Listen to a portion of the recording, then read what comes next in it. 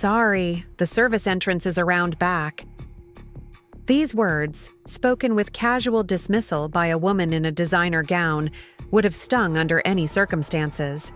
But they cut especially deep as I stood in my carefully selected evening dress at the entrance of the Grand Meridian Hotel, holding the speech I was scheduled to deliver in less than 2 hours. Before we jump back in, tell us where you're tuning in from, and if this story touches you, make sure you're subscribed, because tomorrow, I've saved something extra special for you. I'd spent 15 years climbing from unpaid intern to renowned tech innovator, but in her eyes, I was clearly just the help. What happened next didn't just change the course of that evening. It transformed my entire relationship with success, visibility, and the price women like me pay for daring to occupy spaces that weren't built for us. The invitation to the Women in Technology Excellence Awards had arrived 6 weeks earlier. I remember the moment vividly, standing in my home office on a Wednesday afternoon, staring at the email with disbelief. The prestigious gala, hosted annually by the National Technology Leadership Council, wasn't just inviting me to attend. They were asking me to deliver the keynote address. "Maya, we believe your journey from community college student to founding Horizon Solutions represents exactly the kind of innovative leadership our organization aims to celebrate. Your groundbreaking work in accessible technology, particularly for underserved communities, exemplifies the future of inclusive tech development." I must have read the email 10 times before finally calling my sister Tess. "They want me to be the keynote speaker," I said when she answered, my voice barely above a whisper. "Who does?" Tess asked, the sound of her bustling downtown coffee shop audible in the background. "The Technology Leadership Council, for their annual gala." The silence on the other end lasted long enough for me to check if the call had dropped. "Tess?" "Holy shit, Maya," she finally responded. "That's the event Oliver's firm spends half the year trying to get tickets for, the one with all those tech billionaires and venture capitalists." Oliver was Tess's husband, a senior investment analyst at Kingsley Partners, one of the largest venture capital firms in the city. He'd spent years cultivating connections in the tech world, networking his way through industry events and conferences. Meanwhile, I'd been too busy building my company to navigate the social politics of our industry. "I know," I said, still processing the reality of the invitation. "I'm having trouble believing they actually want me." "What do you mean? Your company is revolutionizing assistive technology." "Of course they want you." What Tess didn't understand. What she couldn't understand from her position of conventional success and traditional career path was how thoroughly I'd always felt like an outsider in the tech world. As a biracial woman who'd started at community college while working full-time, who'd built my company without family connections or prestigious degrees, I'd grown accustomed to being overlooked, underestimated, or mistaken for someone's assistant at industry events. "You're accepting, right?" Tess pressed when I didn't immediately respond. "I don't know," I admitted. "You know how these events are. It's all old money tech families, Stanford graduates, and people who've been groomed for success since birth. People like the Harringtons." The name hung between us, loaded with shared history and unresolved tension. Peter Harrington was the CEO of Clarion Technologies, one of the largest tech conglomerates in the country. His wife, Victoria, chaired multiple foundation boards and was a fixture in the city's elite social circles. Their daughter, Eliza, had been my peer in the few advanced placement classes I'd managed to get into at our high school, the ones where I was usually the only student of color, always aware of my secondhand clothes and free lunch status. The Harringtons had never let me forget where I came from or how I didn't belong in their world. 15 years later, Victoria Harrington sat on the board of the Technology Leadership Council, the very organization that had just invited me to be their keynote speaker. "Maya," Tess's voice softened, "you can't let the Harringtons dictate your decisions forever. This is a massive honor, and you've earned it. Don't let old insecurities rob you of this moment." I knew she was right. Horizon Solutions had grown from my living room startup to a company with 87 employees and technology that was changing how people with disabilities interacted with digital platforms. Our latest innovation, an adaptive interface that responded to users' unique needs in real time, had won 3 industry awards and was being implemented by government agencies nationwide. On paper, I deserved to be the keynote speaker. But paper credentials hadn't protected me from the subtle, and sometimes not so subtle, reminders that I wasn't born into the tech aristocracy, that my path had been unconventional, that I remained, in many ways, an outsider looking in. "I'll think about it," I told Tess, though we both knew I would accept. I couldn't afford to turn down the platform, the visibility, the validation that came with such an invitation. My company needed the recognition, and some stubborn part of me needed to prove I belonged. That evening, I drafted my acceptance email, carefully professional and appropriately grateful. I proposed a keynote titled, "Building Technology for Everyone: How Inclusive Design Creates Better Solutions," focusing on how my company's commitment to accessibility had actually created innovations that benefited all users, a message that challenged the industry's tendency to design primarily for affluent, able-bodied consumers. When Daniel Chen, the event coordinator, responded with enthusiasm the very next morning, the reality began to sink in. This was happening. In 6 weeks, I would stand before the most influential people in the technology world and deliver a message that was both professionally significant and deeply personal. The weeks that followed were a blur of preparation. Between running my company, finalizing our newest product launch, and crafting a keynote that felt both authentic and impactful, I barely had time to consider the social dynamics I would face at the event itself. It wasn't until Tess called 2 weeks before the gala that the anxiety began to surface. "Have you decided what you're wearing?" she asked immediately after I answered, no greeting necessary between sisters. I glanced at my closet, where my standard rotation of business casual attire hung neatly organized. "I have a black dress from last year's industry awards that should work." The silence on the other end was deafening. "Maya, this isn't just any event. This is the event. You need something spectacular." "I don't have spectacular in my budget right now," I reminded her. "We just finalized a major investment in R&D, and I'm not taking home much of a salary this quarter." "Then, let me help," Tess offered. "Consider it my investment in Horizon's public relations strategy."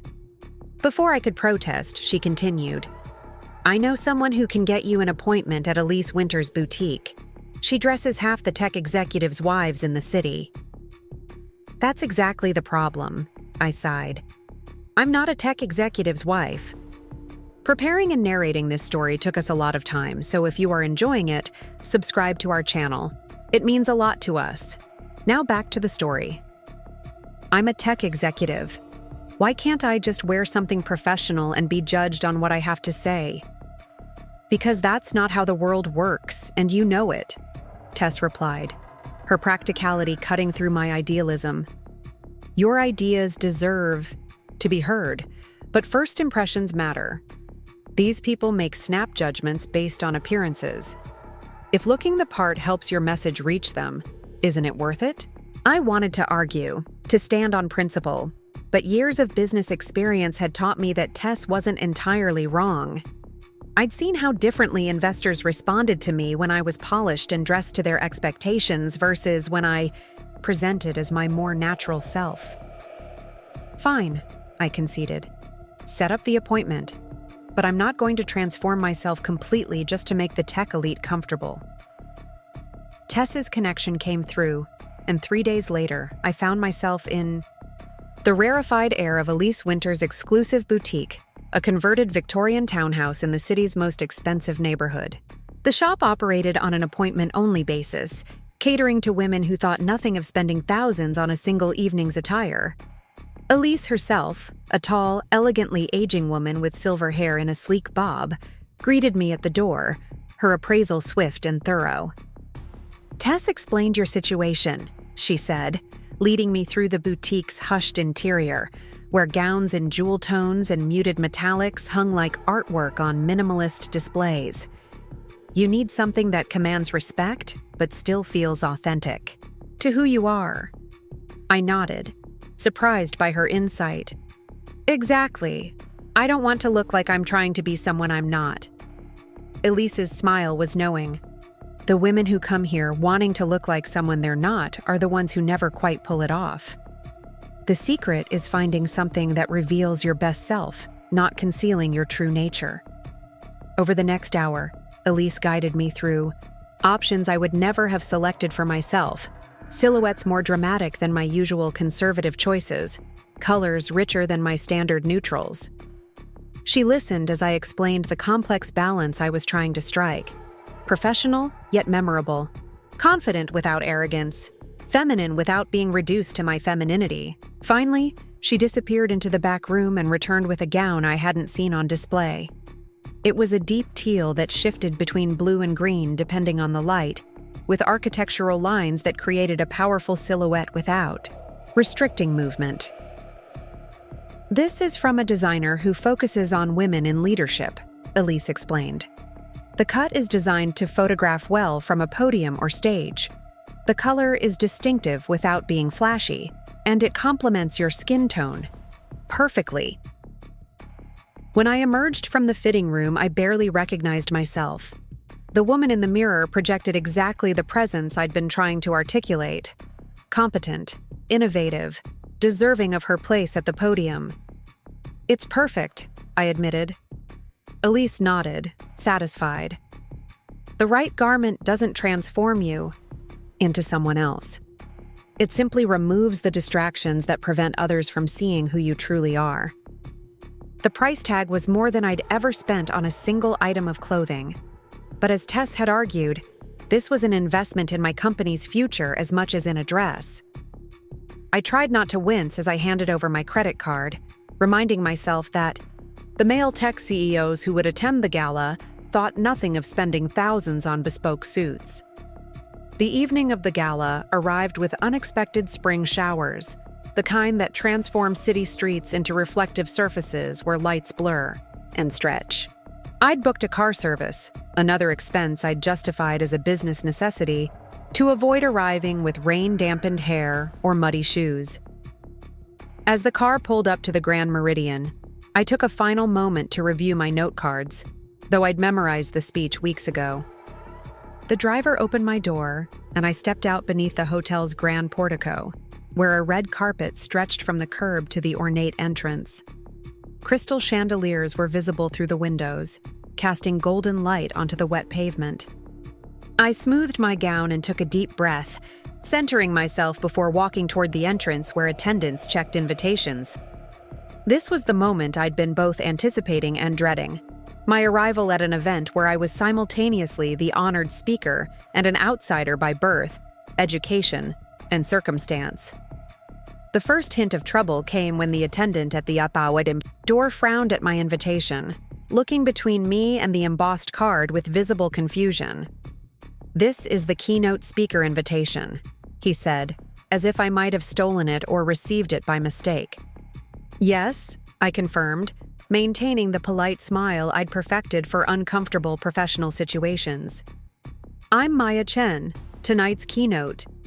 Something in his expression shifted, not quite to recognition, but at least to acceptance that the card was legitimate. He stepped aside with a nod toward the grand ballroom. The Grand Meridian's ballroom had been transformed for the occasion. Technology-inspired art installations created ambient light throughout the space. Dozens of round tables with crystal centerpieces surrounded a central stage where I would later deliver my address. At the front of the room, a long rectangular table was positioned for the Technology Leadership Council board members and special guests. I scanned the space, looking for Daniel Chen, the event coordinator who had been my primary contact. Instead, my gaze landed on Victoria Harrington, resplendent in champagne-colored silk, holding court among a group of rapt listeners. Beside her stood Eliza, now a marketing executive at her father's company, looking eerily like a younger version of her mother. Seeing them unexpectedly, without the mental preparation I'd planned for, sent a jolt of anxiety through me. I turned quickly, deciding to locate Daniel first and get my bearings before any potentially awkward encounters. As I moved through the growing crowd, I felt the familiar sensation of being simultaneously visible and invisible. Some attendees glanced at me with the vague curiosity reserved for someone who might be important, but whom they couldn't immediately place. Others looked directly through me, their gazes passing over as they searched for more recognizable faces. I had nearly reached the staff area where I hoped to find Daniel when a woman in an elaborately beaded midnight blue gown stepped directly into my path. "Excuse me," she said, her tone making it clear the words weren't an apology, but a command. For attention. "We requested champagne at our table 10 minutes ago." I blinked, momentarily confused by her assumption. "I'm sorry, I don't—" "Table 12, she continued, not registering my attempt to speak. "And please make sure it's properly chilled this time." Understanding dawned with a familiar sting. Despite my carefully selected gown, despite the invitation, in my clutch, she had taken one look at me and decided I belonged to the service staff. "I don't work here," I said simply, keeping my voice level. "I'm a guest." The woman's expression flickered between embarrassment and doubt, settling finally on a tight smile. "Oh, I see. My mistake." She stepped aside, allowing me to pass, but I felt her gaze following me, reassessing. It was the first of several similar encounters as I continued searching for Daniel. A man asked me where the restrooms were located, his tone suggesting he expected me to escort him there. Another woman held out her empty cocktail glass as I passed, not bothering to form her request into words. Each time, I corrected the misunderstanding politely, moving on before anyone could process their embarrassment. It was a dynamic I'd experienced throughout my career, being mistaken for administrative staff, asked to take notes in meetings I was leading, directed to fetch coffee when I was there to pitch to investors. Finally, I spotted Daniel near the stage, clipboard in hand as he spoke with the audio-visual technicians. Relief washed over me as I approached someone who actually knew why I was there. "Maya," he exclaimed, his genuine warmth a balm after the series of microaggressions. "I was just about to send someone to find you. You look amazing." "Thank you," I smiled. "It's quite an impressive event." "We aim to impress," he agreed. "Let me show you where you'll be seated for dinner. The board specifically requested you at the head table, next to Andrew Phillips." Andrew Phillips was the current chair of the Technology Leadership Council, a pioneer in cloud computing who had transitioned from founding tech companies to investing in them. Being seated beside him was both an honor and an opportunity. As Daniel led me toward the front of the ballroom, I spotted the final name card being placed at the head table.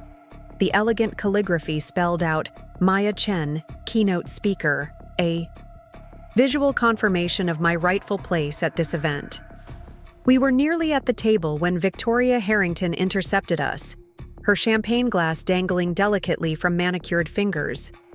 "Daniel, darling," she said, air-kissing his cheek while her gaze slid past me without acknowledgement. "Everything looks wonderful, but there seems to be a confusion with the seating arrangements." "Oh?" Daniel consulted his clipboard. "What seems to be the issue?" Victoria's smile never wavered as she finally looked directly at me, her gaze cool and assessing. "I don't believe we've met. Are you with the event planning team?" The familiar dismissal might have stung less if I hadn't been experiencing variations of it all evening. Instead, it ignited a quiet determination that steadied my voice.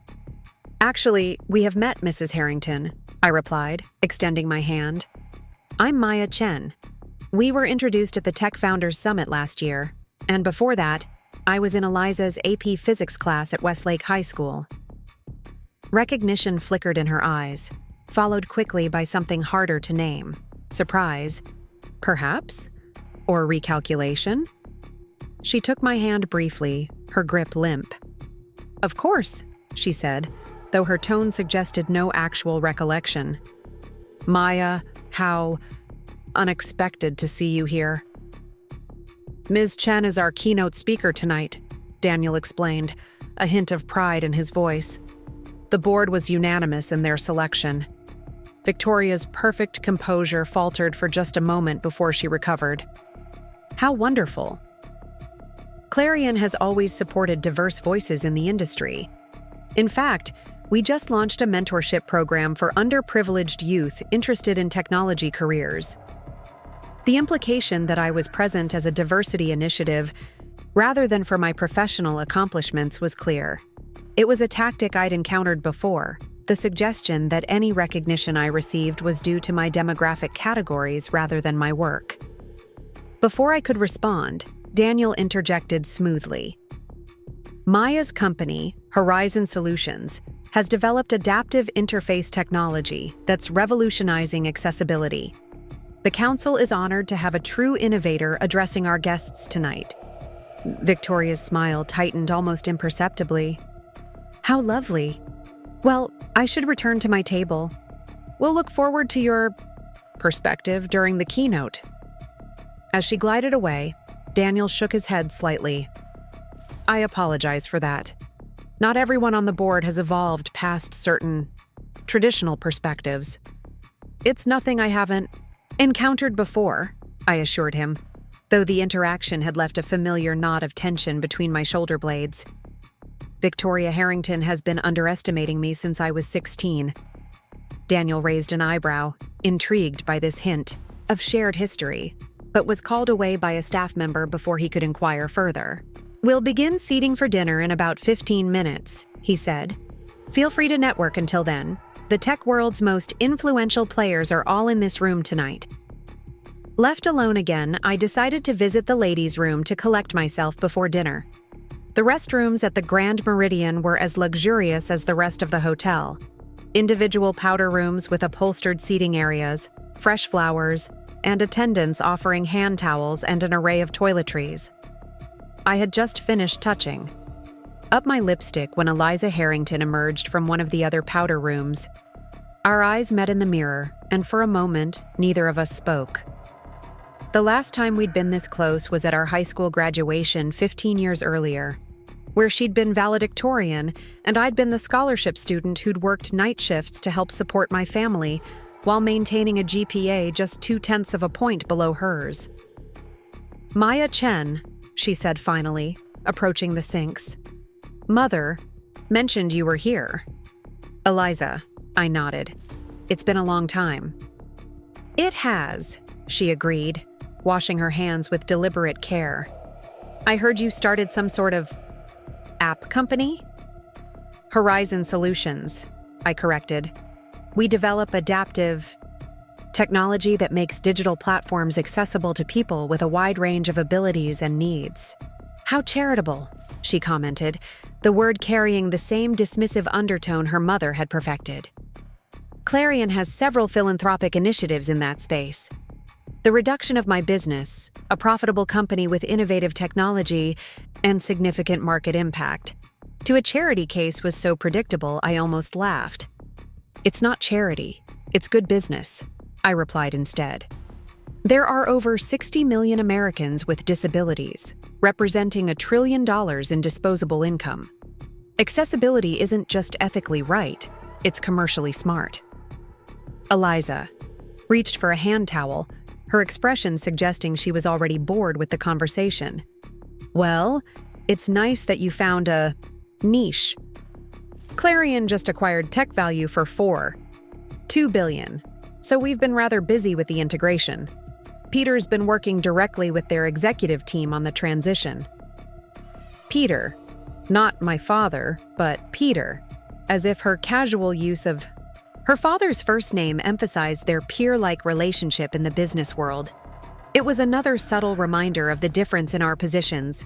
Her birthright access to the highest levels of corporate power versus my self-built path. I read about the acquisition, I said. Impressive, though I was surprised they retained the C-suite staff given the cultural misalignment between the companies. A flicker of surprise crossed Eliza's face at my informed assessment. The retention agreements were strategic. They'll be cycled out after the transitional period. An attendant approached with a tray of scented hand lotions. Eliza selected one without acknowledging the woman's presence, while I offered a quiet thank you for the service. "I should get back," Eliza said, checking her reflection one final time. "Father's introducing some potential investors from Shanghai, and my Mandarin is more current than his." Of course it was. The Harrington children had been provided with every educational advantage, including private language tutors and summer immersion programs abroad. "Don't let me keep you," I replied. As she turned to leave, I added, "I look forward to seeing you from the stage during my keynote." Eliza paused at the door, her expression calculating. "Yes, I heard you're giving some sort of speech. How did you manage that opportunity exactly?" The implication was clear, that I must have manipulated my way into the position, that I couldn't possibly have earned it legitimately. "The same way I've achieved everything in my career," I answered steadily. "By creating technology that solves real problems for real people, and by refusing to believe that innovation belongs exclusively to people born into the right families." Something shifted in Eliza's carefully composed expression, a flash of what might have been respect, quickly masked by her usual cool assessment. "Well," she said finally, "best of luck with your presentation." After she left, I took a moment to center myself again, breathing deeply and remembering why I was there.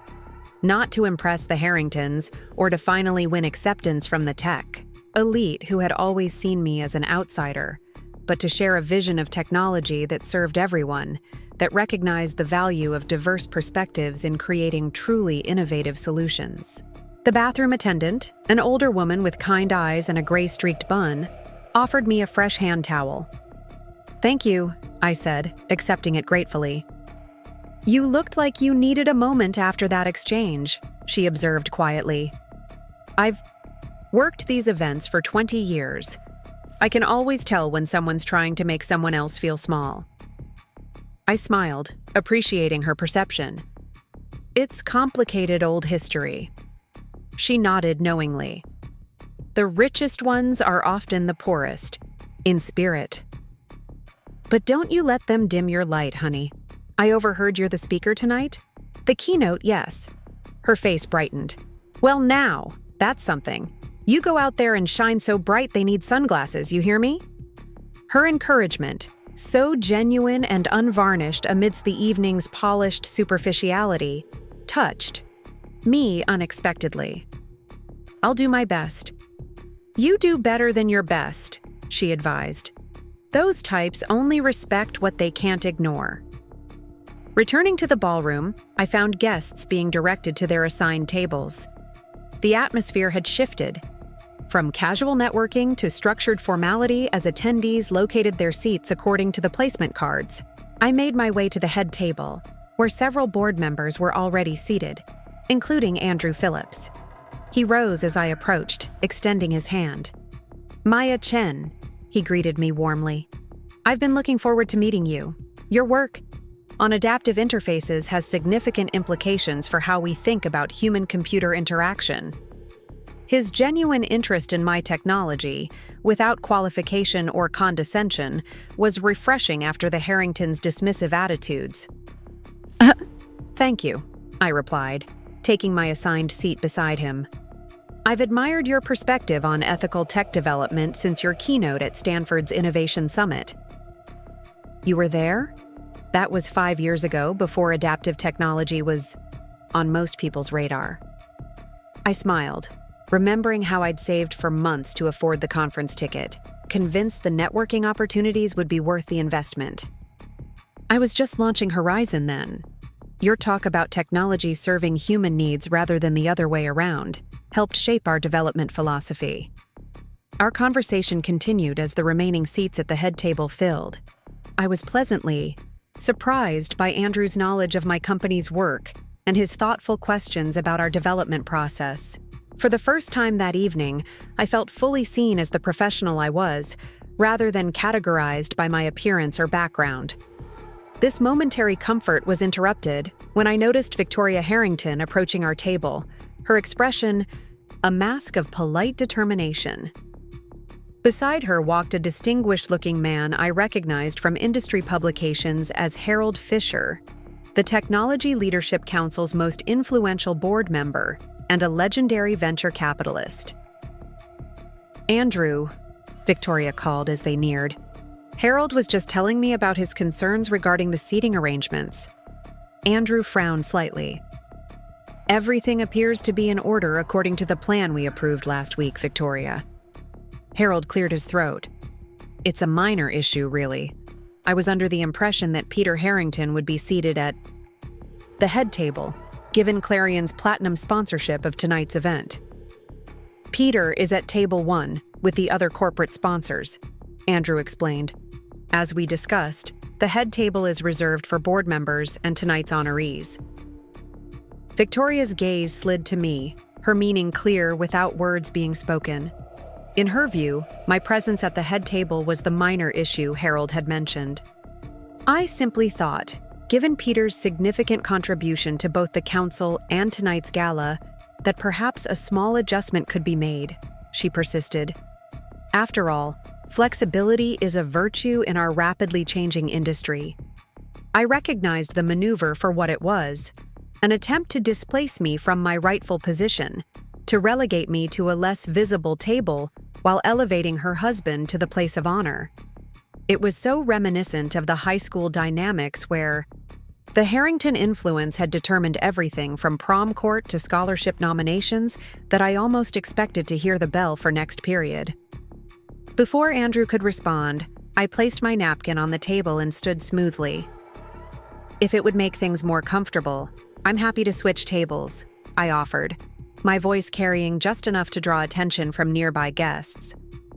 "I understand the importance of acknowledging major donors like Clarion. As a small business owner, I certainly don't have the resources to contribute at the platinum level." The gracious concession was calculated. By framing my willingness to move as an acknowledgement of financial realities rather than social hierarchy, I had highlighted exactly what was happening. Several board members shifted uncomfortably in their seats at the naked transactionalism being proposed. "That won't be necessary, Maya," Andrew said firmly. "As tonight's keynote speaker, your place is here."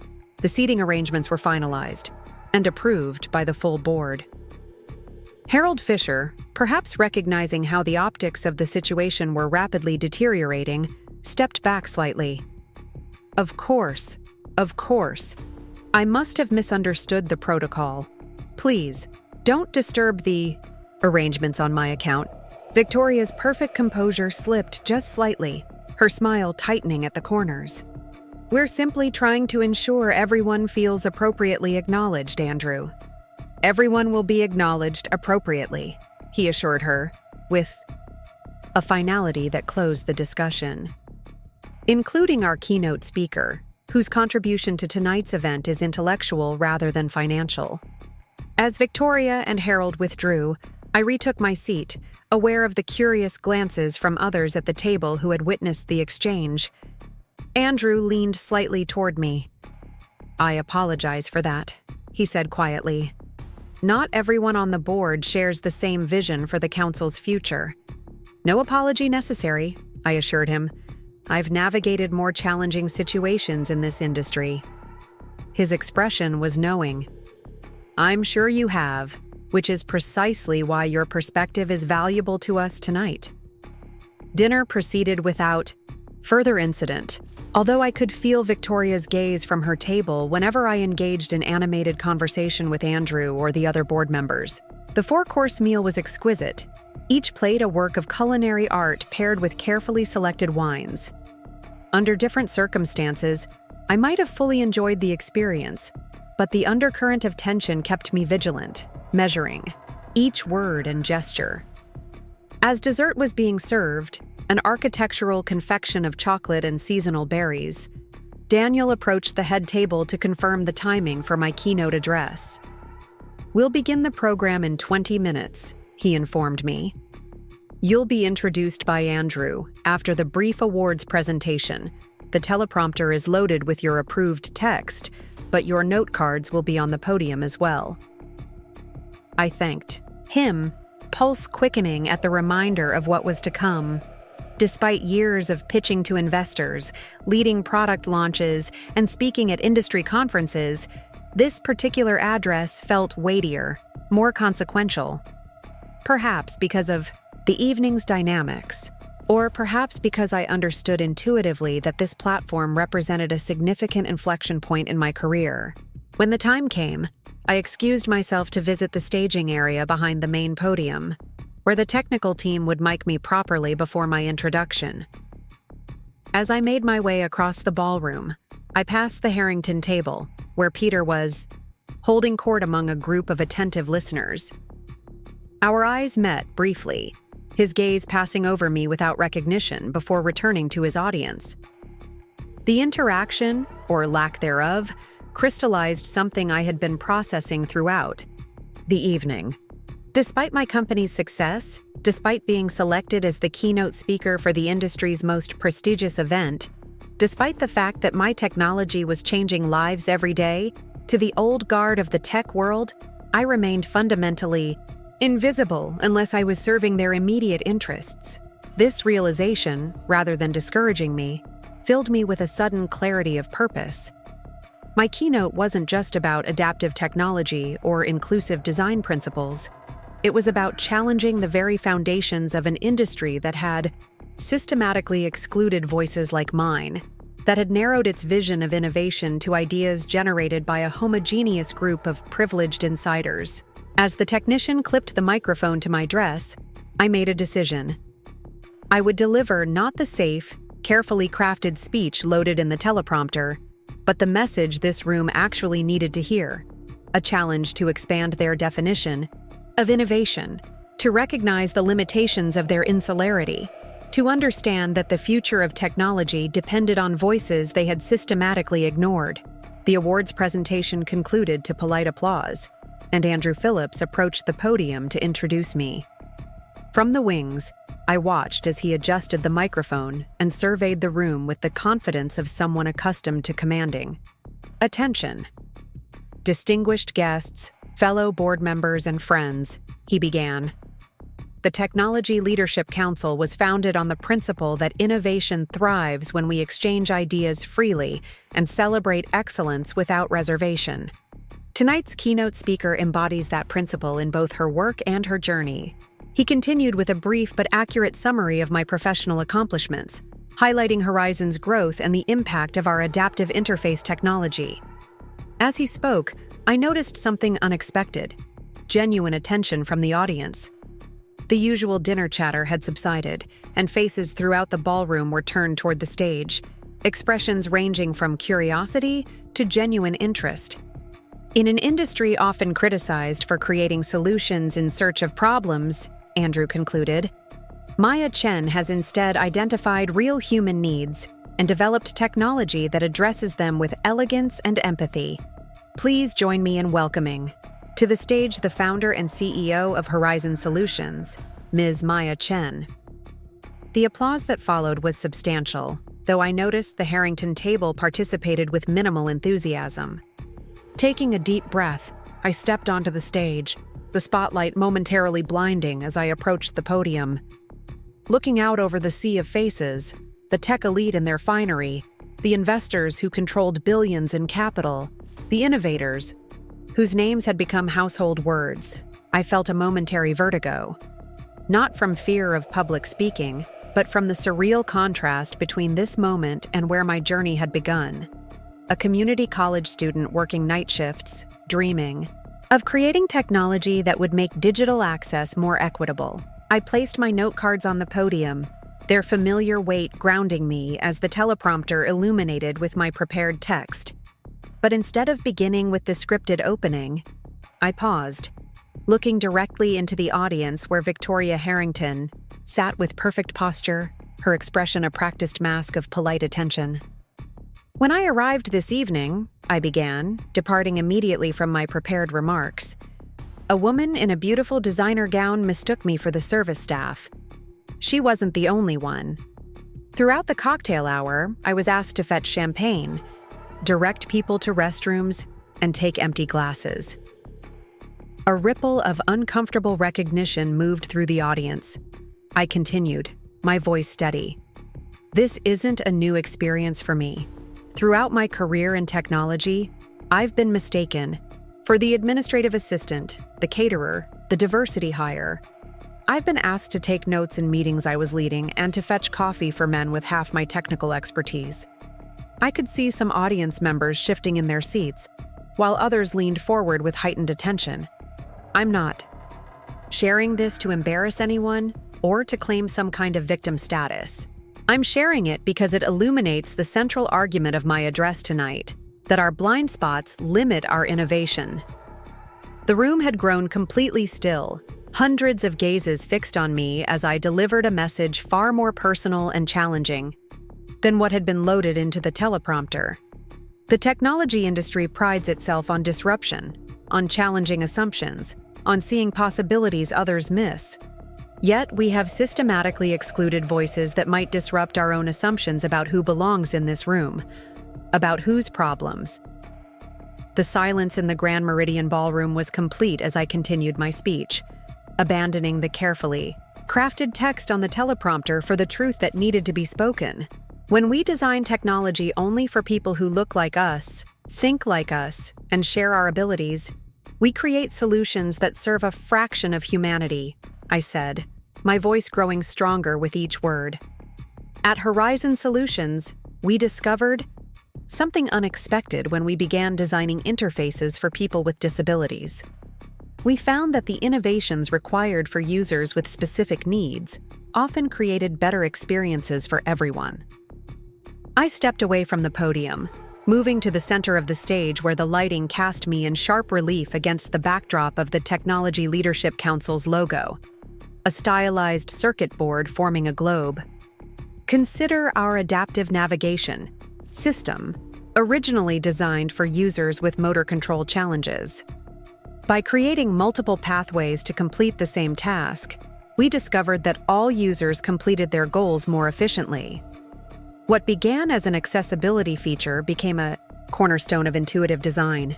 From my position on stage, I could see Victoria Harrington's increasingly rigid posture, her disapproval evident even from a distance. Beside her, Peter scrolled through his phone, barely bothering to maintain the pretense of attention. Their daughter Eliza, however, had set down her champagne glass and was watching me with an intensity that suggested actual engagement. This pattern repeated across our development process. Features designed for visually impaired users improved navigation for everyone using the platform in low-light conditions.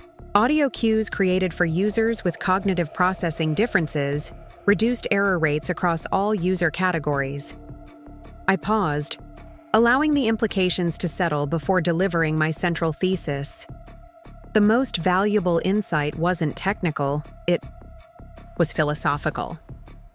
We realized that diversity isn't a checkbox or a corporate social responsibility initiative. It's a competitive advantage. The wider the range of perspectives involved in creating technology, the more robust and adaptable that technology becomes. As I spoke, I noticed Andrew Phillips nodding subtly, his expression thoughtful. Several other board members were taking notes, while investors I recognized from industry publications leaned forward with genuine interest. This is why representation matters in technology development, not just as users we test products on, but as creators, decision-makers, and visionaries.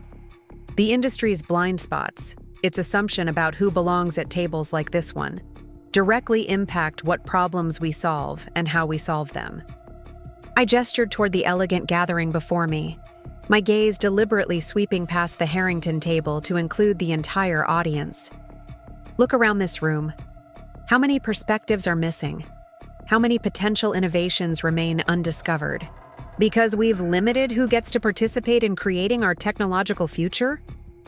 The question hung in the air, challenging the comfortable assumption that technical brilliance was evenly distributed, but access to opportunity was justifiably concentrated in certain demographics and educational backgrounds. When I founded Horizon Solutions, I didn't have the advantages many in this room take for granted. I attended community college while working full-time. I built my first prototype with borrowed equipment in a public library makerspace. I pitched to 57 investors before finding one willing to look past my background and see the potential in my ideas. I noticed a few uncomfortable shifts among audience members who likely recognized themselves in my description of those early rejections. But I also saw nodding heads and expressions of recognition from others who had walked similar paths. That struggle didn't make me noble or special. It made me inefficient. Think about the innovations delayed or lost altogether, because brilliant minds spend their energy overcoming artificial barriers instead of solving problems. Moving back to the podium, I picked up my water glass, taking a measured sip as I gathered my thoughts for the final segment of my address. The room remained attentive, the usual restlessness of gala audiences notably absent. The technology industry loves to talk about meritocracy, the idea that the best ideas rise to the top regardless of who proposes them. But meritocracy requires equal access to the platforms where ideas are heard and evaluated.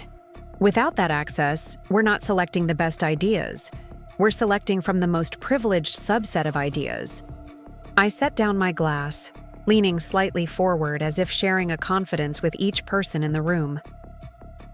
Tonight, I'm asking each of you to examine your own blind spots. Who don't you see? Whose problems haven't you considered? What innovations might be waiting just outside your field of vision? The challenge was direct, but delivered without accusation, inviting reflection rather than defensiveness. I could see it landing with different degrees of receptivity across the audience. Some faces open and considering, others more guarded. A few, like Victoria Harrington, actively resistant. At Horizon Solutions, we've built our success on seeing these blind spots as opportunities. By designing for users traditionally ignored by technology developers, we've created systems that function better for everyone. This approach hasn't just been ethically right. It's been extraordinarily profitable. This pragmatic framing drew renewed attention from the investors in the crowd. Principles were admirable, but returns on investment spoke a language universally understood in this gathering. Our adaptive interface technology has been implemented by government agencies serving diverse populations, by educational institutions committed to accessible learning, and by corporations recognizing that inclusive design expands their potential, customer base by millions. I shared specific metrics, conversion rate improvements, user satisfaction scores, and most importantly, the financial growth we'd achieved by centering accessibility in our design philosophy. The numbers were compelling, demonstrating that inclusive technology wasn't just morally sound, but commercially advantageous. The future of technology isn't just faster processors or more elegant algorithms. It's creating systems that adapt to human diversity, rather than forcing humans to adapt to technological limitations. It's recognizing that the most revolutionary innovations often come from addressing needs that privileged developers never experience personally. As I neared my conclusion, I noticed Peter Harrington had finally set down his phone, his expression suggesting he was actually listening. Victoria remained rigid, but Eliza was taking notes, an unexpected development that gave me a flicker of satisfaction. I stand before you tonight not despite my unconventional path, but because of it. The perspectives I gained by navigating technology from the outside have directly informed the innovations that earned me this platform. I paused, making eye contact with various audience members before landing finally on Victoria Harrington, who met my gaze with cool assessment. My challenge to this room is simple. Expand your definition of innovation. Look beyond the familiar networks, credentials, and backgrounds that have defined technology leadership. The next revolutionary idea may come from someone who doesn't look like the founders we celebrate, who didn't attend the schools we revere, who approaches problems from angles we haven't considered. I stepped back from the podium, standing tall in the spotlight. Thank you for the honor of addressing you tonight. I look forward to building a technological future that truly serves everyone, not just those already at the table. The applause began slowly, then gathered momentum, rolling through the ballroom like an incoming tide. From my vantage point on stage, I could see varied reactions: enthusiastic approval from some tables, measured acknowledgement from others, and noticeably tepid participation from the Harrington contingent. As the applause continued, Andrew Phillips returned to the stage, taking my hand and raising it slightly in a gesture of affirmation that transformed the response into a standing ovation. Not universal. Several tables remained seated, including Victoria and Peter Harrington, but substantial enough to signal that my message had resonated with a significant portion of the industry's elite. Thank you, Maya, for that thought-provoking address, Andrew said as the applause finally subsided.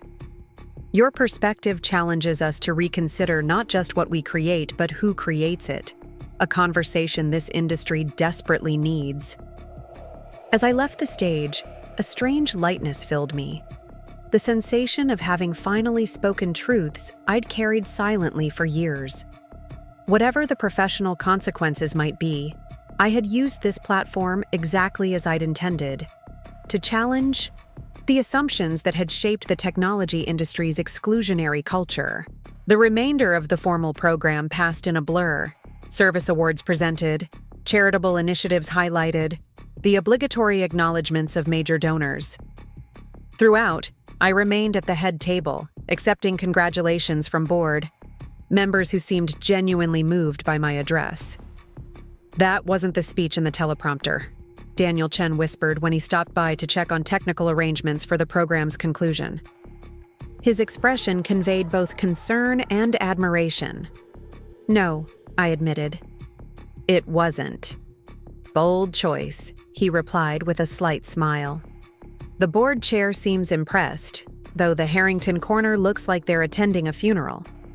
I glanced toward their table, where Victoria was engaged in what appeared to be an intense conversation with Harold Fisher, her gestures controlled but emphatic.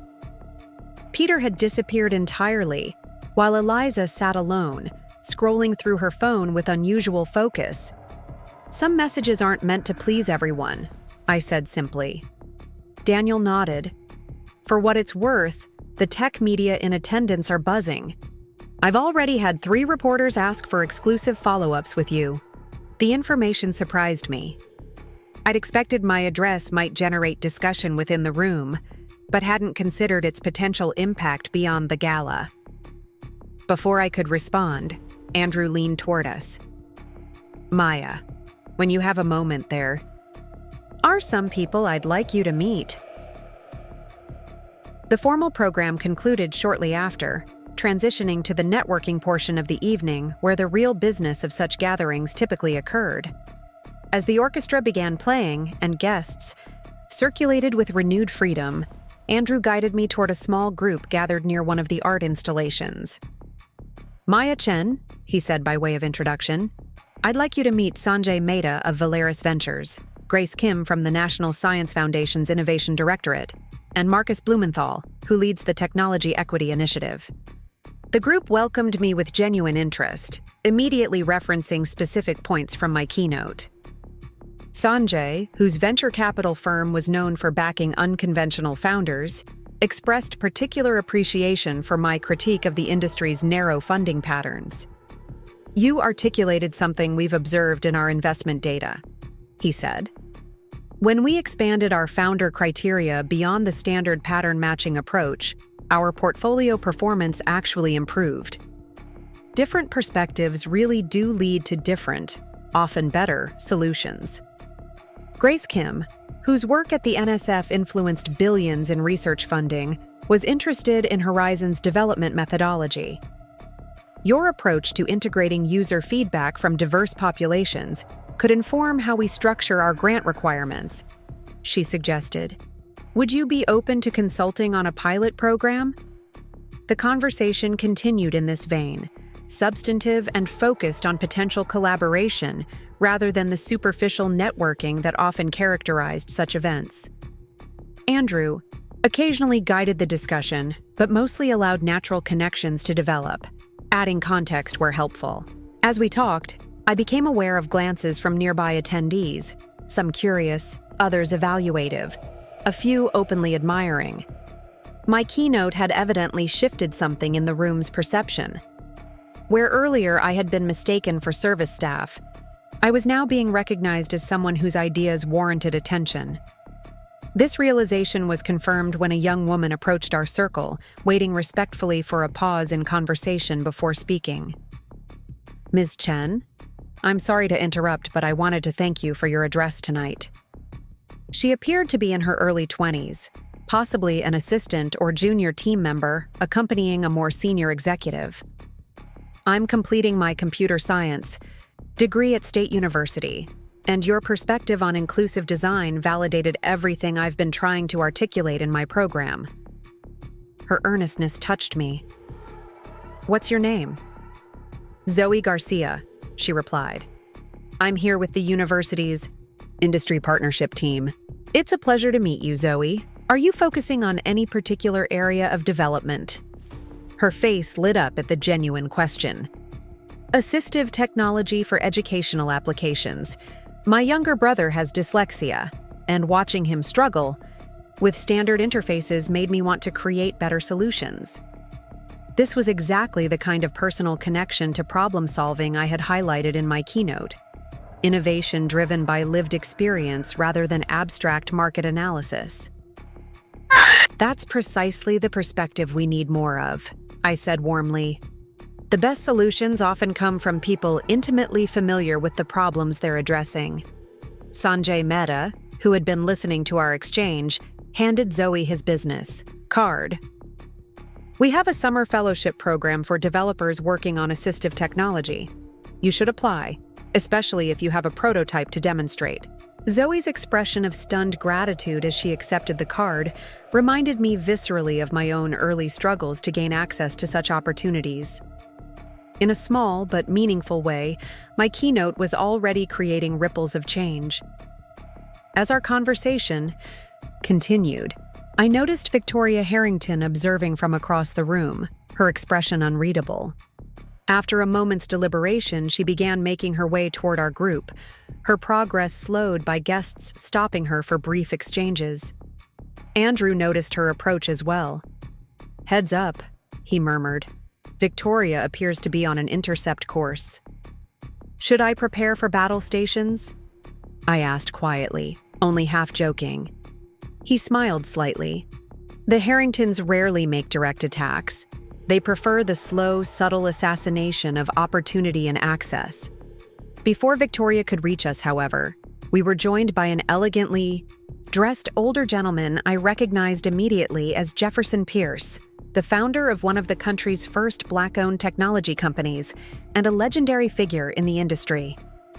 "Ms. Chen," he said, extending his hand. "I changed my schedule to attend tonight specifically because I heard you were speaking.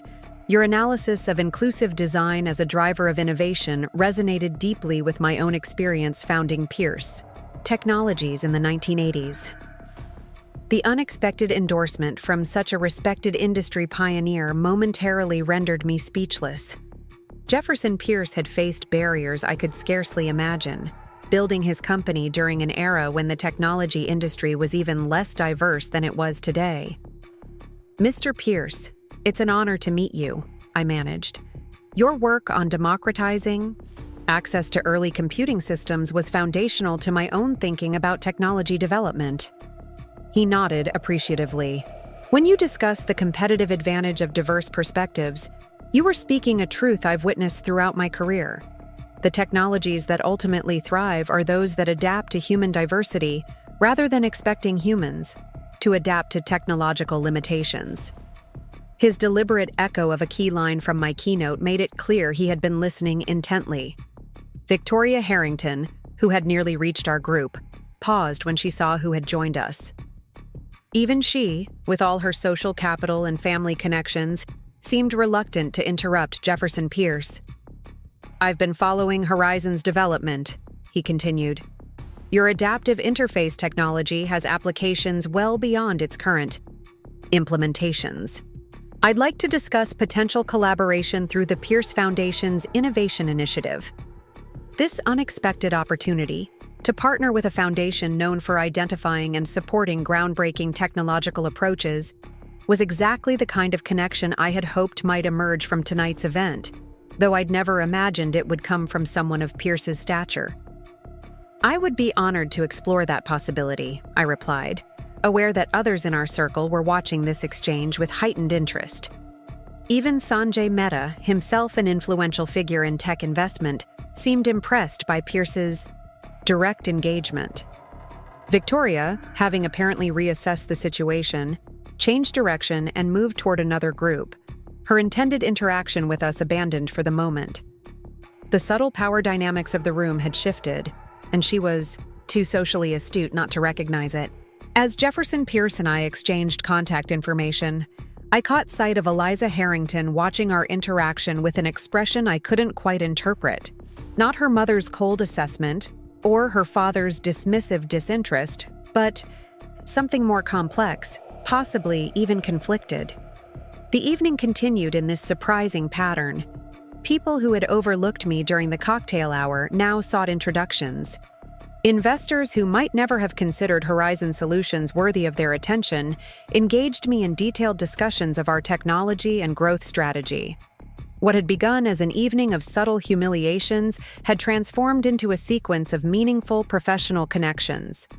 Around midnight, as the gala began winding down, I found myself near one of the elaborate floral arrangements, taking a moment of relative solitude to process the evening's dramatic arc.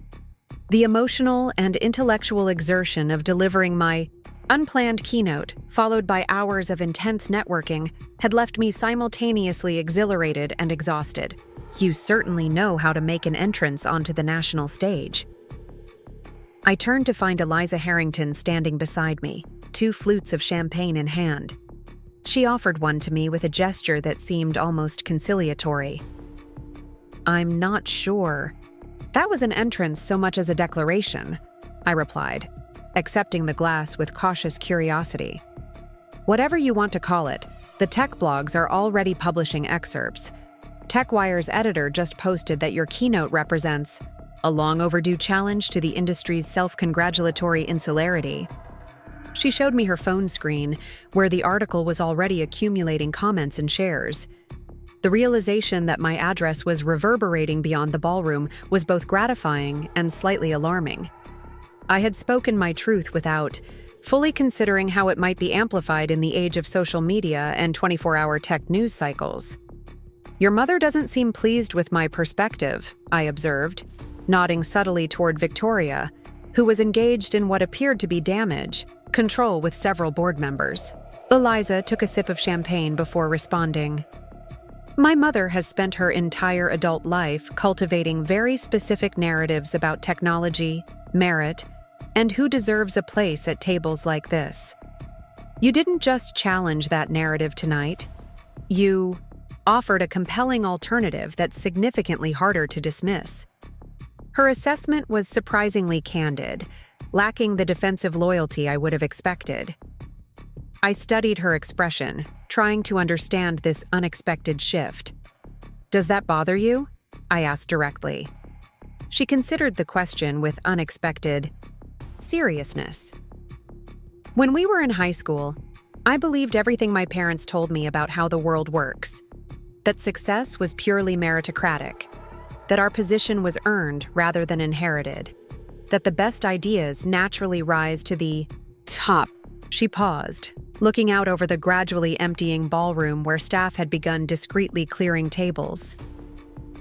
10 years running, Clarion's marketing department has shown me how many decisions have nothing to do with merit and everything to do with who knows whom, who went to which schools, who belongs to which clubs.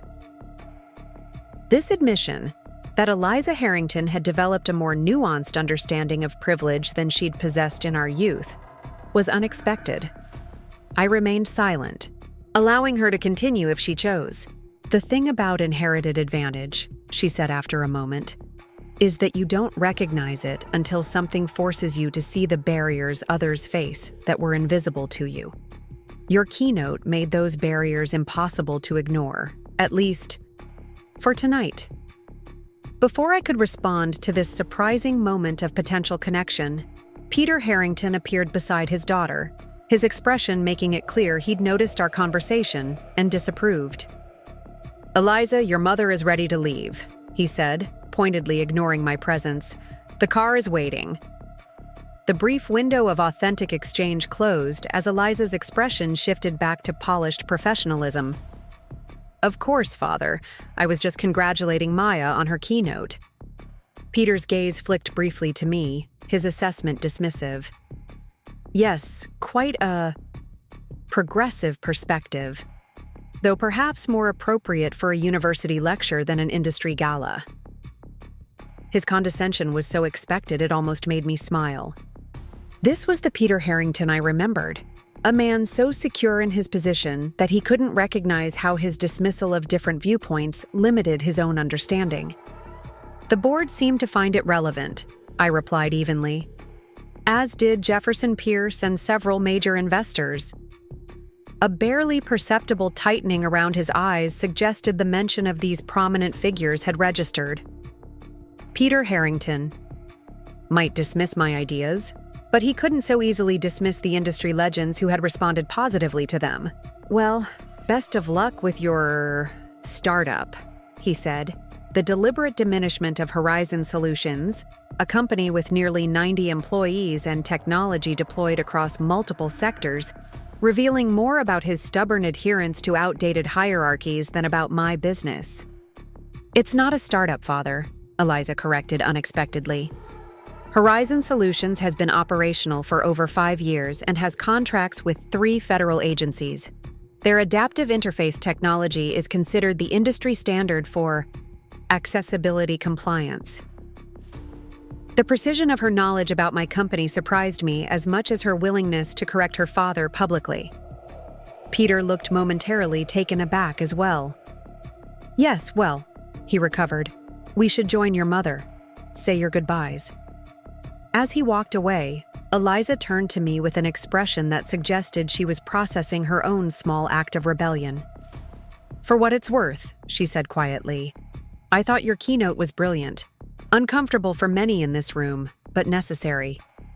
Before I could respond, she handed me a business card, not the standard Clarion Technologies card I would have expected, but a personal one with just her name and contact information. "We should talk sometime," she said, then turned to follow her father, her designer gown shimmering under the crystal chandeliers as she departed. I stood watching her leave, trying to reconcile this version of Eliza Harrington with the privileged, dismissive teenager I remembered. People could evolve, certainly, but this hint of potential allyship from the Harrington heir was perhaps the evening's most unexpected development. Making friends with the competition? Andrew Phillips had appeared beside me, his expression curious but not disapproving. "I'm not sure friends is the right word," I replied. "More like reassessing assumptions." He nodded thoughtfully. "The most valuable outcome of evenings like this isn't always the obvious networking. Sometimes it's the unexpected recalibrations, on all sides." Around us, the gala was definitely concluding. Staff moved efficiently through the space, clearing tables and removing decorations. The remaining guests gathered in small clusters, exchanging final business cards and promises to follow up on conversations started this evening. "The board's executive committee is having drinks in the hotel bar," Andrew said. "We'd like you to join us, if you're not too exhausted. Several members were particularly impressed with your perspective and want to discuss potential involvement with the council's initiatives." The invitation represented exactly the kind of access I had never been afforded in my career. Direct engagement with the decision-makers who shaped the industry's direction and resource allocation. Just hours earlier, I had been mistaken for service staff in this very room. Now I was being invited to join the inner circle's post-event discussion. "I'd be honored," I replied, though fatigue was beginning to set in after the emotional intensity of the evening. As we walked toward the exit, I noticed Victoria Harrington watching our departure, her expression revealing recognition that something significant had shifted in the industry's power dynamics tonight. Her careful construction of social hierarchies had been visibly disrupted by my keynote and its reception by key industry figures. The young woman who had approached me earlier, Zoe Garcia, was helping her university's team gather their materials. She looked up as we passed, her expression openly admiring. "Ms. Chen, I just wanted to say again, your speech changed things for people like me. Thank you." Her simple gratitude reminded me why I had abandoned my carefully crafted teleprompter. Text for the more challenging message I'd ultimately delivered. Beyond the professional opportunities the evening had unexpectedly generated, beyond the satisfaction of finally being recognized by an industry that had long overlooked me, was the deeper purpose, creating space for the next generation of innovators who didn't fit the traditional mold. "Thank you for telling me that," I replied sincerely. "The real measure of tonight's success will be if it helps make your path even slightly easier than mine was." As Andrew and I continued toward the bar where the executive committee awaited, I reflected on the evening's dramatic reversal. I had arrived at the Grand Meridian Hotel as an outsider, despite my invitation as keynote speaker. I had been dismissed, overlooked, and deliberately humiliated by those who believed they controlled access to the industry's highest echelons. But by speaking truth rather than seeking approval, by challenging the very foundations of the industry's exclusionary culture instead of attempting to accommodate it, I had created something unexpected: authentic connection with those who recognized that technology's future depended on expanding who was welcome at the table. The woman who had told me, "The service entrance is around back," would never make that mistake again. Not just with me, but perhaps with anyone whose appearance didn't match her narrow conception of who belonged. The ripples from tonight would continue spreading long after the gala's decorations were packed away and the Grand Meridian returned to its usual operations. As we entered the hotel's elegant bar, where the executive committee had secured a private section, I straightened my shoulders and lifted my chin. Tonight had been a turning point, not just in my career, but in my relationship with an industry that had simultaneously celebrated my innovations and dismissed my presence. Whatever came next, I had used my unexpected platform exactly as intended: to challenge assumptions, to speak uncomfortable truths, and to begin expanding the definition of who belonged in rooms where the future of technology was being shaped. The fact that I was now being welcomed into one such room represented progress, but the work of transformation was only beginning. The morning after the gala, I awoke to my phone vibrating insistently on the hotel nightstand. Squinting at the screen, I saw 15 missed calls, 37 text messages, and over 100 email notifications. My keynote speech had ignited something far beyond the ballroom of the Grand Meridian Hotel. I sat up, scrolling quickly through the messages. Tess had texted repeatedly, starting with confusion. "Why are you trending on tech feed?" and escalating to excitement. "OMG Maya, your speech is everywhere." My company's PR director had sent increasingly urgent requests for guidance on handling media inquiries. Even my mother, who understood little about the technology industry, had messaged, "Your picture is on the news website. Did something happen?" The most surprising notification was an email from Elise Winters, the boutique owner who had helped me select my gala dress. The subject line read simply, "You wore it perfectly." As I read through my notifications, patterns emerged. My keynote had been filmed by several attendees, and clips were circulating widely across social media. Tech industry publications had published analyses with headlines like, "Chen challenges tech elite on home turf," and "Horizon CEO spotlights industry's blind spots." Most significantly, Several prominent investors and technology leaders had publicly endorsed my message about inclusive innovation. A text from Daniel Chen provided context. Your speech hit a nerve. Board members divided, some calling it exactly what the industry needed to hear, others, inappropriate grandstanding. Victoria H. particularly vocal in second camp. Media. Requesting interviews. How do you want to proceed? Before I could formulate a response, my phone rang again. This time, it was Andrew Phillips. Maya, he greeted me when I answered. I hope I'm not calling too early. Things are moving quickly. This morning. So I've noticed, I replied, still processing the overnight explosion of interest. I'm just trying to get a handle on what exactly is happening. What's happening is that your keynote articulated something many in the industry have sensed, but few have stated so directly, Andrew explained. The video has resonated particularly with younger developers and founders from non-traditional backgrounds who see their own experiences reflected in your message. He paused briefly. It's also generated significant pushback from certain established interests who prefer the status quo. Victoria Harrington has been particularly active, contacting board members individually to express her concerns about the council promoting divisive rhetoric. This didn't surprise me. Victoria had built her social and professional capital on maintaining industry hierarchies that privileged people like her family. My critique threatened not just her worldview, but her perceived authority to determine who belonged in technology's inner circles. I assume you didn't call just to update me on Victoria's damage control efforts? I said. Andrew chuckled. Perceptive as ever. No, I'm calling because the executive committee made a decision during our discussion last night, after you left. We'd like to invite you to join the Technology Leadership Council's board of directors. The offer was so unexpected, I momentarily lost my voice.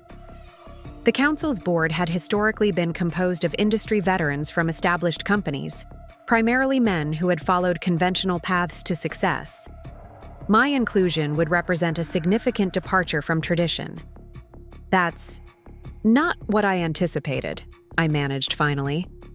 Which is precisely why it's necessary, Andrew replied.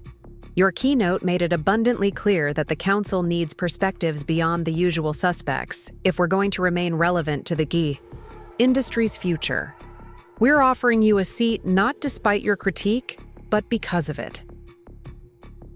The opportunity was significant.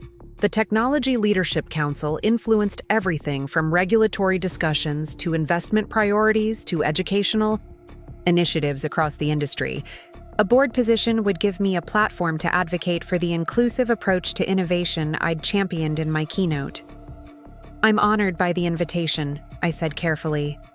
But I need to understand what you're expecting.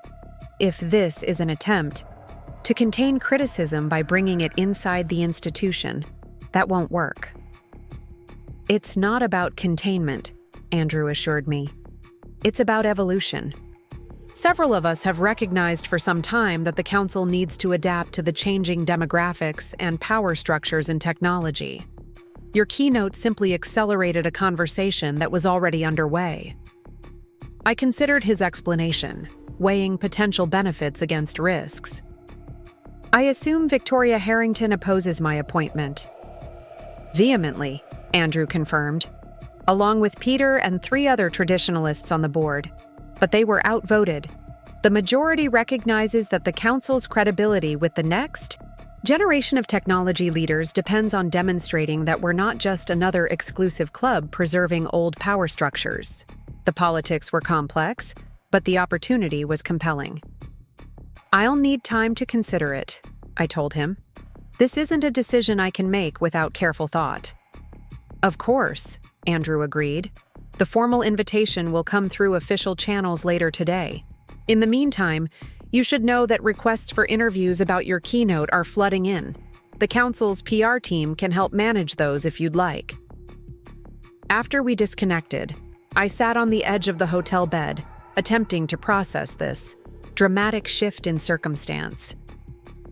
24 hours earlier, I had been an outsider preparing to address a room that barely recognized my legitimacy. Now I was being invited to help steer the very institution that represented the industry's established power center. My phone buzzed with a text from Tess.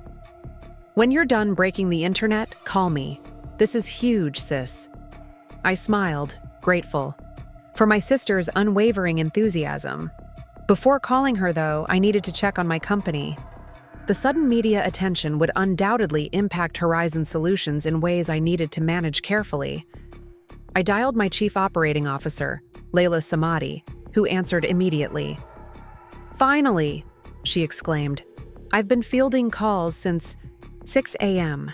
Your speech has gone viral in tech circles. The team is both thrilled and slightly terrified." "Terrified?" I asked. "We've had over 30 media requests. Inquiries from potential partners have tripled overnight, and 3 major clients want to discuss expanding their contracts to implement your inclusive design approach more broadly," Layla explained. "It's overwhelming in the best possible way, but we need to coordinate our response." The implications were sinking in. My decision to speak authentically rather than deliver the safe, pre-approved keynote hadn't just created a momentary stir, it had fundamentally altered how my company was being perceived in the marketplace. "I'll be back in the office by noon," I promised. "Let's schedule an all-hands meeting for 1 p.m. to align our messaging and prioritize opportunities." After coordinating immediate next steps with Layla, I finally called Tess, who answered with uncharacteristic breathlessness. "Maya Chen, tech revolutionary," she greeted me. "How does it feel to become an overnight sensation after 15 years of grinding?" "Disorienting," I admitted. "I'm still processing what's happening. What's happening is that you finally said what needed saying. And it turns out a lot of people were waiting for someone to say it," Tess replied. "Oliver showed me the video this morning. He said his firm's group chat has been exploding with partners arguing about your points on meritocracy and investment patterns." Her mention of Oliver reminded me that my keynote would be reverberating through various sectors of the industry, including venture capital firms like Kingsley Partners, where my brother-in-law worked. "Is Oliver okay with being associated with the woman who just challenged the tech establishment?" I asked, only half joking. The potential professional complications for my family members hadn't occurred to me until this moment. "Are you kidding? He's thrilled," Tess laughed. "He's been trying to get his firm to diversify their investment portfolio for years. Now he's sending your video to the managing partners with 'I told you so' energy. Plus, he's enjoying the reflected glory of being related to the woman everyone's talking about." Her assurance was comforting. As the implications of my newfound visibility continued to unfold, the potential impacts on those connected to me, professionally and personally, would be something I needed to consider carefully. "The council has invited me to join their board," I told her, still surprised by the development. Tess gasped. Wow. Are you going to accept?" "I'm not sure yet," I admitted. "It's an opportunity to influence from within, but it also comes with political complexities. The Harringtons oppose my appointment, which isn't surprising." "Of course they do," Tess scoffed. "You just publicly challenged the system that has kept families like theirs in power for generations. But that's exactly why you should accept. The fact that they don't want you there is the clearest sign that you need to be there." Her logic made intuitive sense, but the decision required more consideration than a simple oppositional stance. Before I could respond, my phone signaled another incoming call, from a number I didn't recognize. "Tess, I need to take this. It might be important with everything happening." "Go be influential," she replied cheerfully. "But come for dinner this weekend. I want all the details that won't make it into the press coverage." I switched calls, answering with my professional greeting. "Maya Chen speaking." "Ms. Chen, this is Jefferson Pierce's office." The voice belonged to a polished assistant. "Mr. Pierce would like to meet with you this morning regarding a potential collaboration we discussed last night. Would 10 a.m. at the Pierce Foundation headquarters be possible?" The request added another layer to the rapidly evolving situation. Jefferson Pierce's interest represented a different kind of opportunity. Not institutional power like the council board seat, but alignment with a legendary figure whose own journey had helped pave the way for entrepreneurs like me. I can make that work, I confirmed, quickly calculating timing for my return to the office afterward. After ending the call, I moved purposefully through my morning routine, selecting a business outfit I'd packed for potential meetings after the gala. As I dressed, I checked news coverage of my keynote on my tablet, trying to understand how my message was being interpreted beyond the immediate technology circles. The coverage was more extensive than I'd anticipated. Beyond industry publications, mainstream business outlets had picked up the story. The framing varied significantly, from portraying me as a bold truth-teller, challenging systemic inequities, to characterizing me as an ungrateful upstart attacking the very industry that had provided my opportunities. The most thoughtful analysis came from Tech Equity Journal, which positioned my keynote within a larger context of growing demands for the technology industry to address its structural exclusion of diverse talent. The article quoted several prominent figures, including a surprising statement from Eliza Harrington that seemed to distance her from her parents' opposition. Chen raises valid questions about how our industry identifies and develops talent. These conversations, while sometimes uncomfortable, are essential to building more robust and innovative technology ecosystems.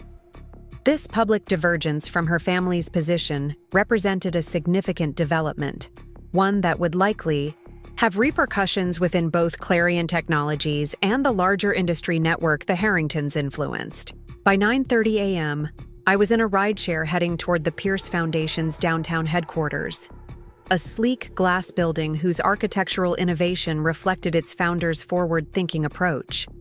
As the car navigated morning traffic, I made final preparations for what might be the most significant meeting of my career.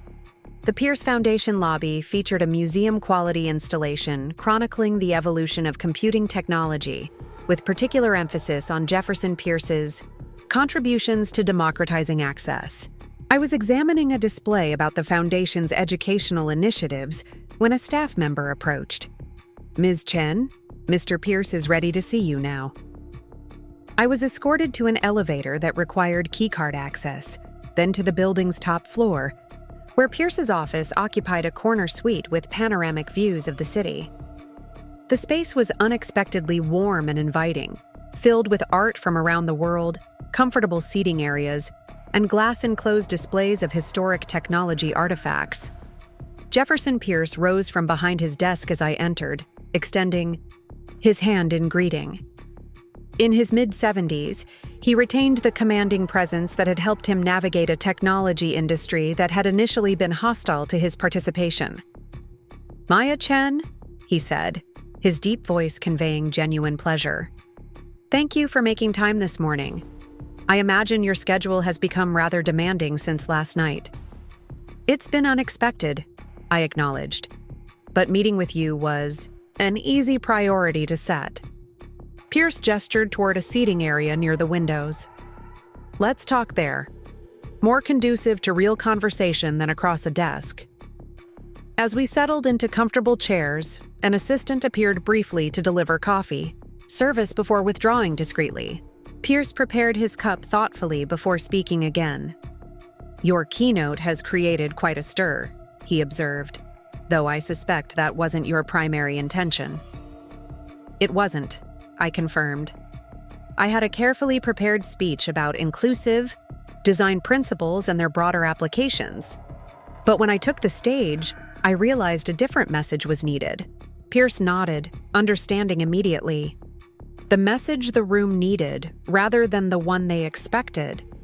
I recognized that choice when you began speaking about being mistaken for staff. It was a decisive moment. He sipped his coffee, regarding me with keen interest.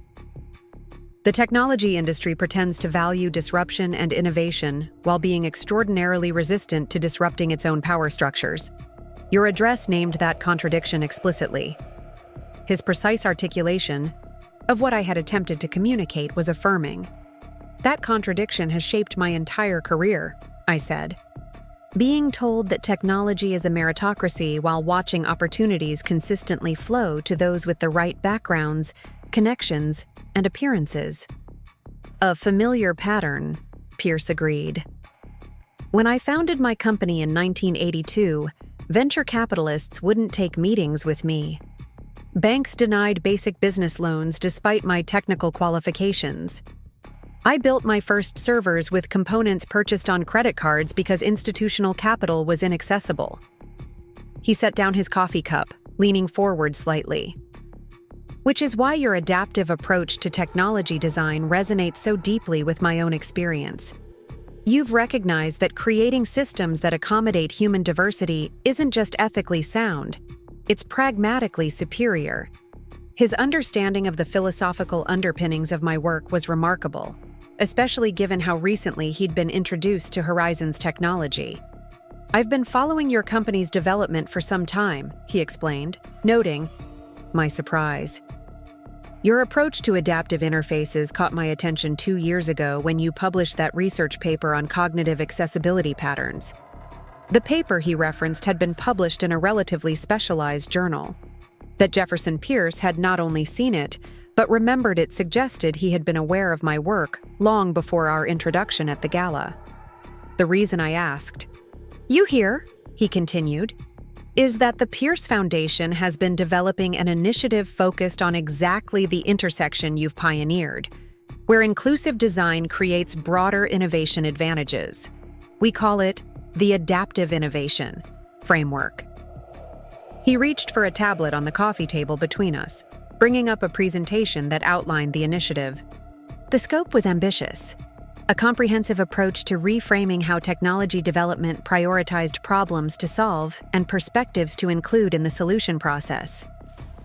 We've been developing the theoretical framework and funding model for nearly 18 months, Pierce explained as he walked me through the key elements. What we've lacked is a flagship implementation partner, a company that embodies these principles in practice and can demonstrate their commercial viability. The implication was clear, but I waited for him to make it explicit. Horizon Solutions, he said, confirming my understanding, represents exactly the implementation model we've been seeking. Your technology development process, your company culture, your market approach, they align perfectly with the framework we've established. He set the tablet down, meeting my gaze directly. I'd like to propose a formal partnership. The Pierce Foundation would provide $25 million in development funding over 3 years. In return, Horizon would become the primary implementation partner for the Adaptive Innovation Framework, collaborating on research, development standards, and industry education initiatives.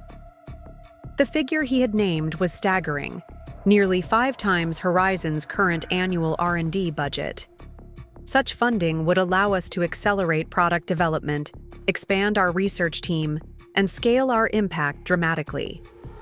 But the partnership clearly involved more than financial support. This isn't just about funding, I observed. You're proposing a fundamental alignment between our organizations. Pierce nodded, appreciating my quick grasp of the larger implications. Exactly. The technology industry is at an inflection point.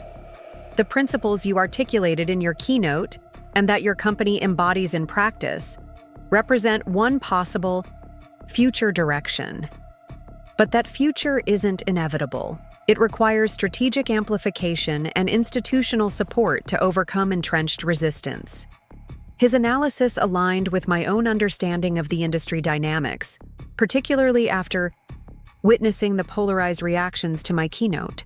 The path forward for truly inclusive technology development would face significant opposition from those benefiting from the status quo. The Harringtons have already mobilized against me, I noted. Victoria is lobbying council board members to distance themselves from my message. Pierce's expression revealed no surprise. The Harringtons represent old technology money protecting its interests. Their opposition validates that you've identified a genuine pressure point in the system. They wouldn't bother opposing a merely symbolic challenge. His perspective reframed the Harringtons' resistance as confirmation of impact rather than a threat to be feared. They've controlled who gets access to opportunities, funding, and visibility for so long that any disruption to that power feels existentially threatening to them. The Technology Leadership Council has invited me to join their board, I told him, interested in his perspective on this development. I'm still considering whether to accept. Pierce considered this thoughtfully. Institutionalization of critique can be either a powerful vehicle for change or an effective method of neutralization, depending on how it's approached. If you accept, you'll need to be vigilant about maintaining your independent voice while working within their structure. His caution echoed my own concerns about the invitation. The council represents significant influence over industry direction, I noted. Having a seat at that table could amplify the impact of Horizon's approach. It could, Pierce agreed. But remember that institutions resist change through absorption as often as through opposition. They invite the critic inside, subject them to institutional norms and pressures, and gradually convert disruption into modest reform that doesn't threaten underlying power structures. His insight reflected decades of experience navigating similar dynamics. How did you approach these choices in your own career? I asked. When to work within institutions versus when to operate independently? Pierce smiled, appreciating the question. I maintained selective engagement. I accepted positions that offered genuine leverage for change while creating independent structures, like the Pierce Foundation, that could operate beyond institutional constraints. The combination proved more effective than either approach alone would have been. This balanced strategy made intuitive sense. Working exclusively within established institutions risked co-optation, while operating entirely outside them could limit practical impact. The partnership you're proposing, I said, returning to his offer, would provide Horizon with resources to accelerate our work while maintaining our independence from traditional corporate interests. Precisely, Pierce confirmed. The Foundation's endowment allows us to support initiatives without the quarterly profit pressures that typically constrain corporate R&D. We can take a longer view, focusing on transformational rather than incremental innovation. The opportunity was compelling from multiple perspectives. Beyond the financial resources, partnership with the Pierce Foundation would confer institutional credibility while preserving Horizon's fundamental mission and approach.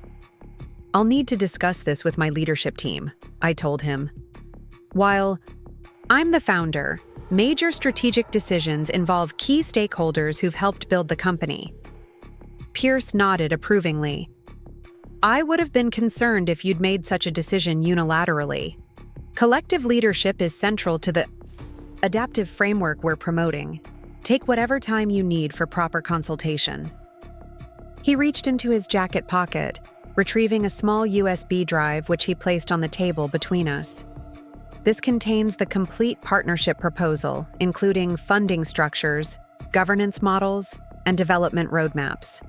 Review it with your team and let me know your thoughts.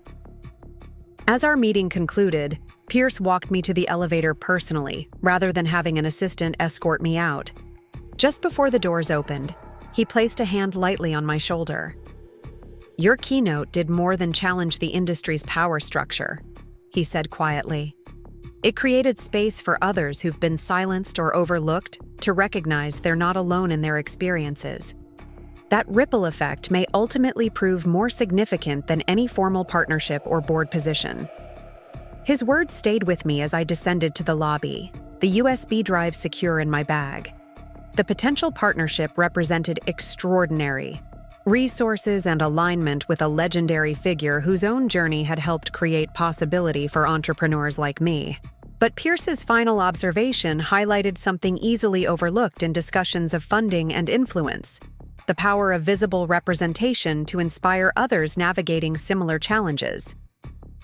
As I exited the Pierce Foundation building, my phone vibrated with a notification. An email from Victoria Harrington had arrived, its subject line a single word: conversation? The timing seemed unlikely to be coincidental. Somehow, Victoria had become aware of my meeting with Jefferson Pierce and was reaching out in response. The Harringtons' extensive network of contacts and influence meant little occurred in the industry without their knowledge. I opened the email, curious about her approach after her obvious opposition to my message at the gala. Maya, in light of recent events, I believe a private conversation would be beneficial. There are perspectives and contexts that may not have been apparent to you when preparing your remarks last night. I'm available this afternoon at 3 p.m. at the Harrington Foundation offices if you'd like to discuss a more productive path forward. Victoria. The message's condescending tone was unmistakable. Her suggestion that I had lacked perspectives and context when crafting my keynote implied ignorance rather than intentional critique. The invitation to discuss a more productive path forward further suggested that my current approach was counterproductive, at least to interests she valued. As I contemplated how to respond, a text message arrived from Andrew Phillips. Victoria Harrington is attempting to organize opposition to your board appointment. 3 members now firmly against. Still have majority support, but situation fluid. Thought you should know.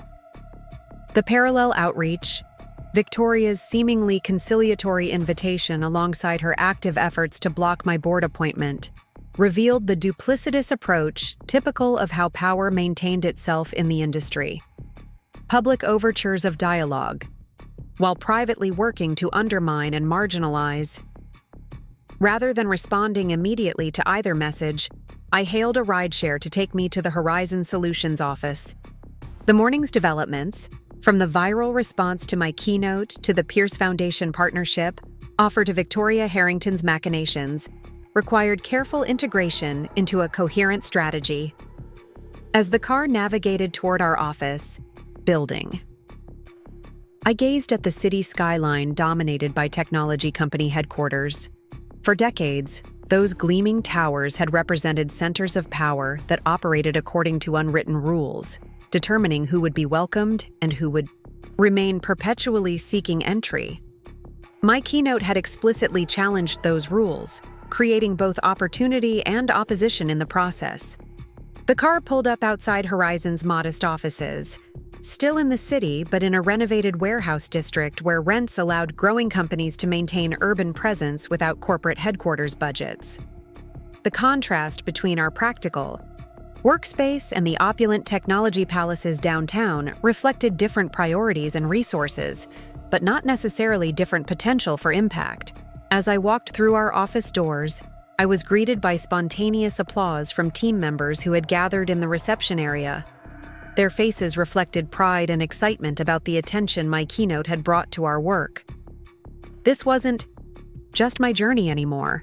It was a collective effort by people who believed in building technology that genuinely served diverse human needs, rather than narrowly defined market segments.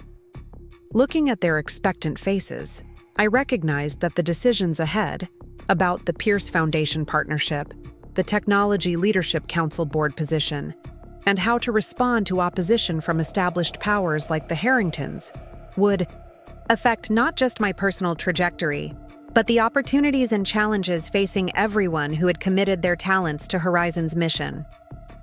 The complexity of navigating these opportunities without compromising our fundamental values would require collective wisdom, not just my individual judgment. As founder and CEO, my role wasn't to unilaterally determine our path, but to facilitate a process that would harness our shared intelligence to identify the most aligned way forward. Thank you all, I said, genuinely moved by their support. We have some important decisions ahead. Let's gather in the conference room at 1 p.m. as planned to talk through what's happening and how we want to respond as a company. As I moved toward my office to prepare for that discussion, Layla fell into step beside me, tablet in hand. The media requests have doubled in the past hour, she informed me. And we've received partnership inquiries from 3 Fortune 500 companies that previously wouldn't return our calls. The landscape was shifting rapidly, presenting both extraordinary opportunities and potential pitfalls. How we navigated this moment would determine whether my keynote represented a significant inflection point or merely a temporary disruption in the technology industry's established power structures. In my office, I placed Jefferson Pierce's USB drive on my desk and opened my laptop to draft a reply to Victoria Harrington. The message needed to be carefully calibrated, neither accepting her condescending framing nor closing the door to potentially useful dialogue. Victoria, thank you for your invitation. I would be interested in a conversation, though I believe my keynote reflected considered perspectives rather than lack of context. I'm unavailable this afternoon due to commitments at Horizon Solutions. Perhaps we could meet tomorrow morning at a neutral location such as Riverside Cafe? Maya. After sending the response, I turned my attention to preparing for the all-hands meeting, aware that the next few days would likely determine the trajectory of both my personal influence and Horizon's institutional impact in the rapidly evolving landscape my keynote had helped to create. Victoria Harrington was already seated when I arrived at Riverside Cafe the next morning. She had chosen a secluded table on the outdoor terrace overlooking the water, partially screened by decorative planters that ensured our conversation would remain private. Her designer handbag occupied the chair beside her, and a pot of tea with 2 cups waited on the table. Maya, she greeted me, not rising from her seat. Thank you for agreeing to meet. Victoria, I acknowledged, taking the chair across from me, her. Your invitation suggested you have perspectives to share. She poured tea into both cups with practiced elegance, the morning light catching on her diamond wedding ring. Everything about her appearance was meticulously calibrated, from her casually luxurious attire to her perfectly maintained manicure. I thought it might be valuable for us to speak directly, she began, sliding a cup toward me. The events following your unconventional keynote have created certain dynamics that may not serve anyone's best interests. The Technology Leadership Council serves a specific function in our industry, she continued, when I didn't immediately respond. It provides stability, continuity, and measured guidance during periods of rapid change. These qualities are essential to maintaining investor confidence and regulatory goodwill. And you believe my keynote threatened these qualities? I asked, keeping my tone neutral. Victoria set down her cup with deliberate precision. Your message, while perhaps well-intentioned, has created unnecessary polarization at a time when the industry faces significant external challenges.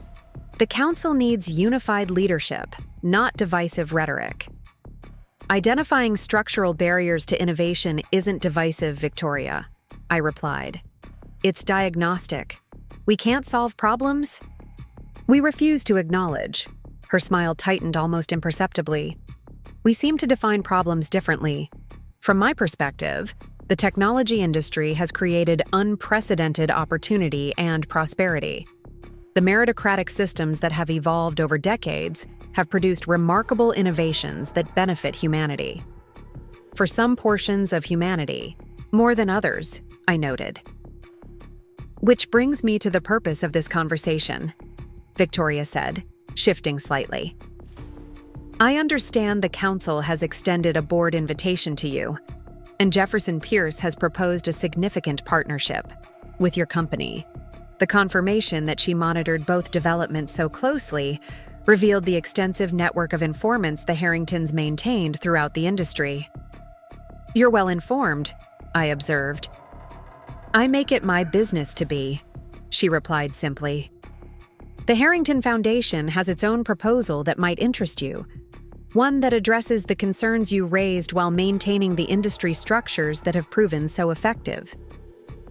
I'm listening, I said, genuinely curious about what Victoria might offer. The Harrington Foundation would like to establish a diversity in technology initiative, she explained.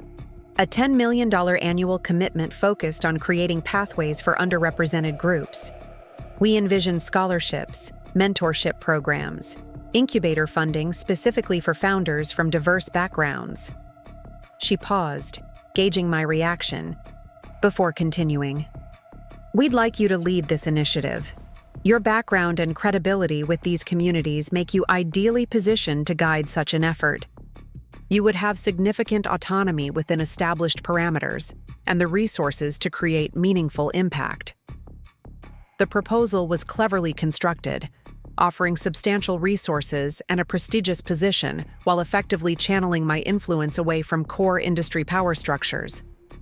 It would place me in a specialized diversity role rather than a position to influence broader technology development and investment patterns.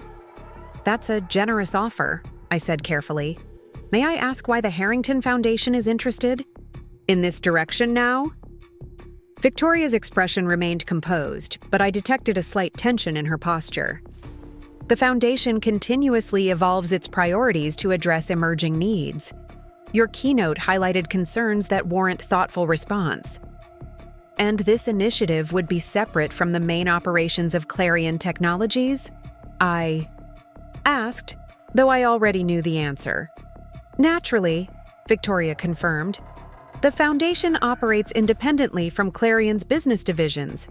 This would be a philanthropic initiative focused on creating opportunity, not interfering with established business operations. There it was, the fundamental limitation of her proposal. The Harrington approach wouldn't integrate inclusive perspectives into core technology development, but would segregate them in a charitable sidecar. It represented the classic approach of addressing symptoms while preserving the systems that created the problems in the first place. What about the Technology Leadership Council board position? I asked directly. I assume the Harrington Foundation's offer would require me to decline that invitation? Victoria's smile didn't reach her eyes. We believe focus is essential for maximum impact. Dividing your attention between the council and this initiative might dilute your effectiveness in both roles. The strategy was becoming clearer. Victoria was attempting to lure me away from the council board voluntarily with financial resources and the illusion of influence.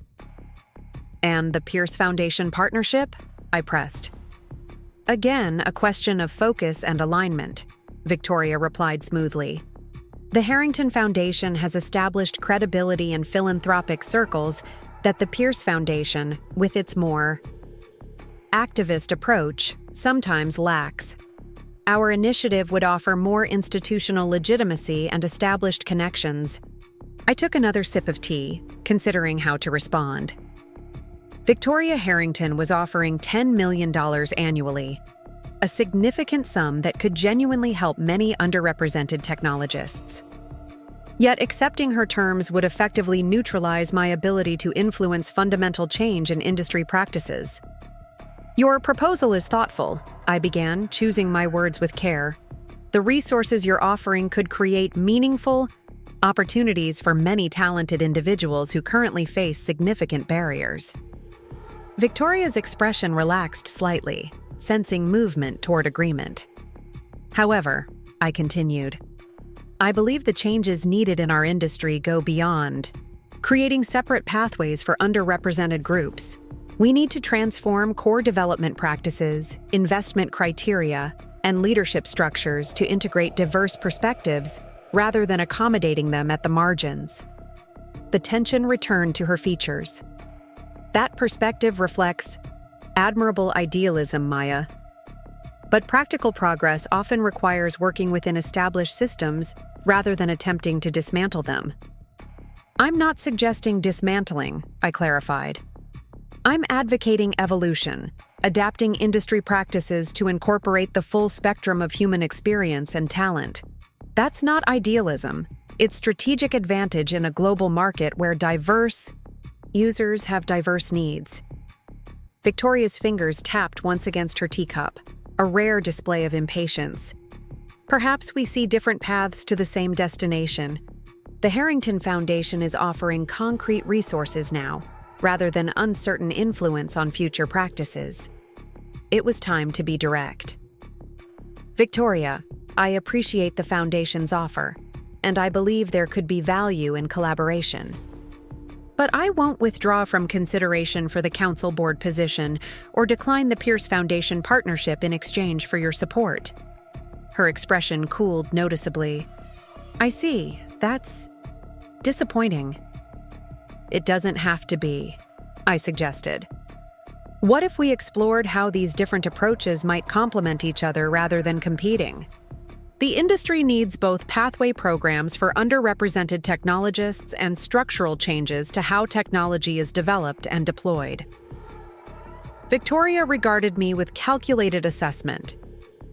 You're proposing collaboration between the Harrington Foundation, the Pierce Foundation, and your role on the council board?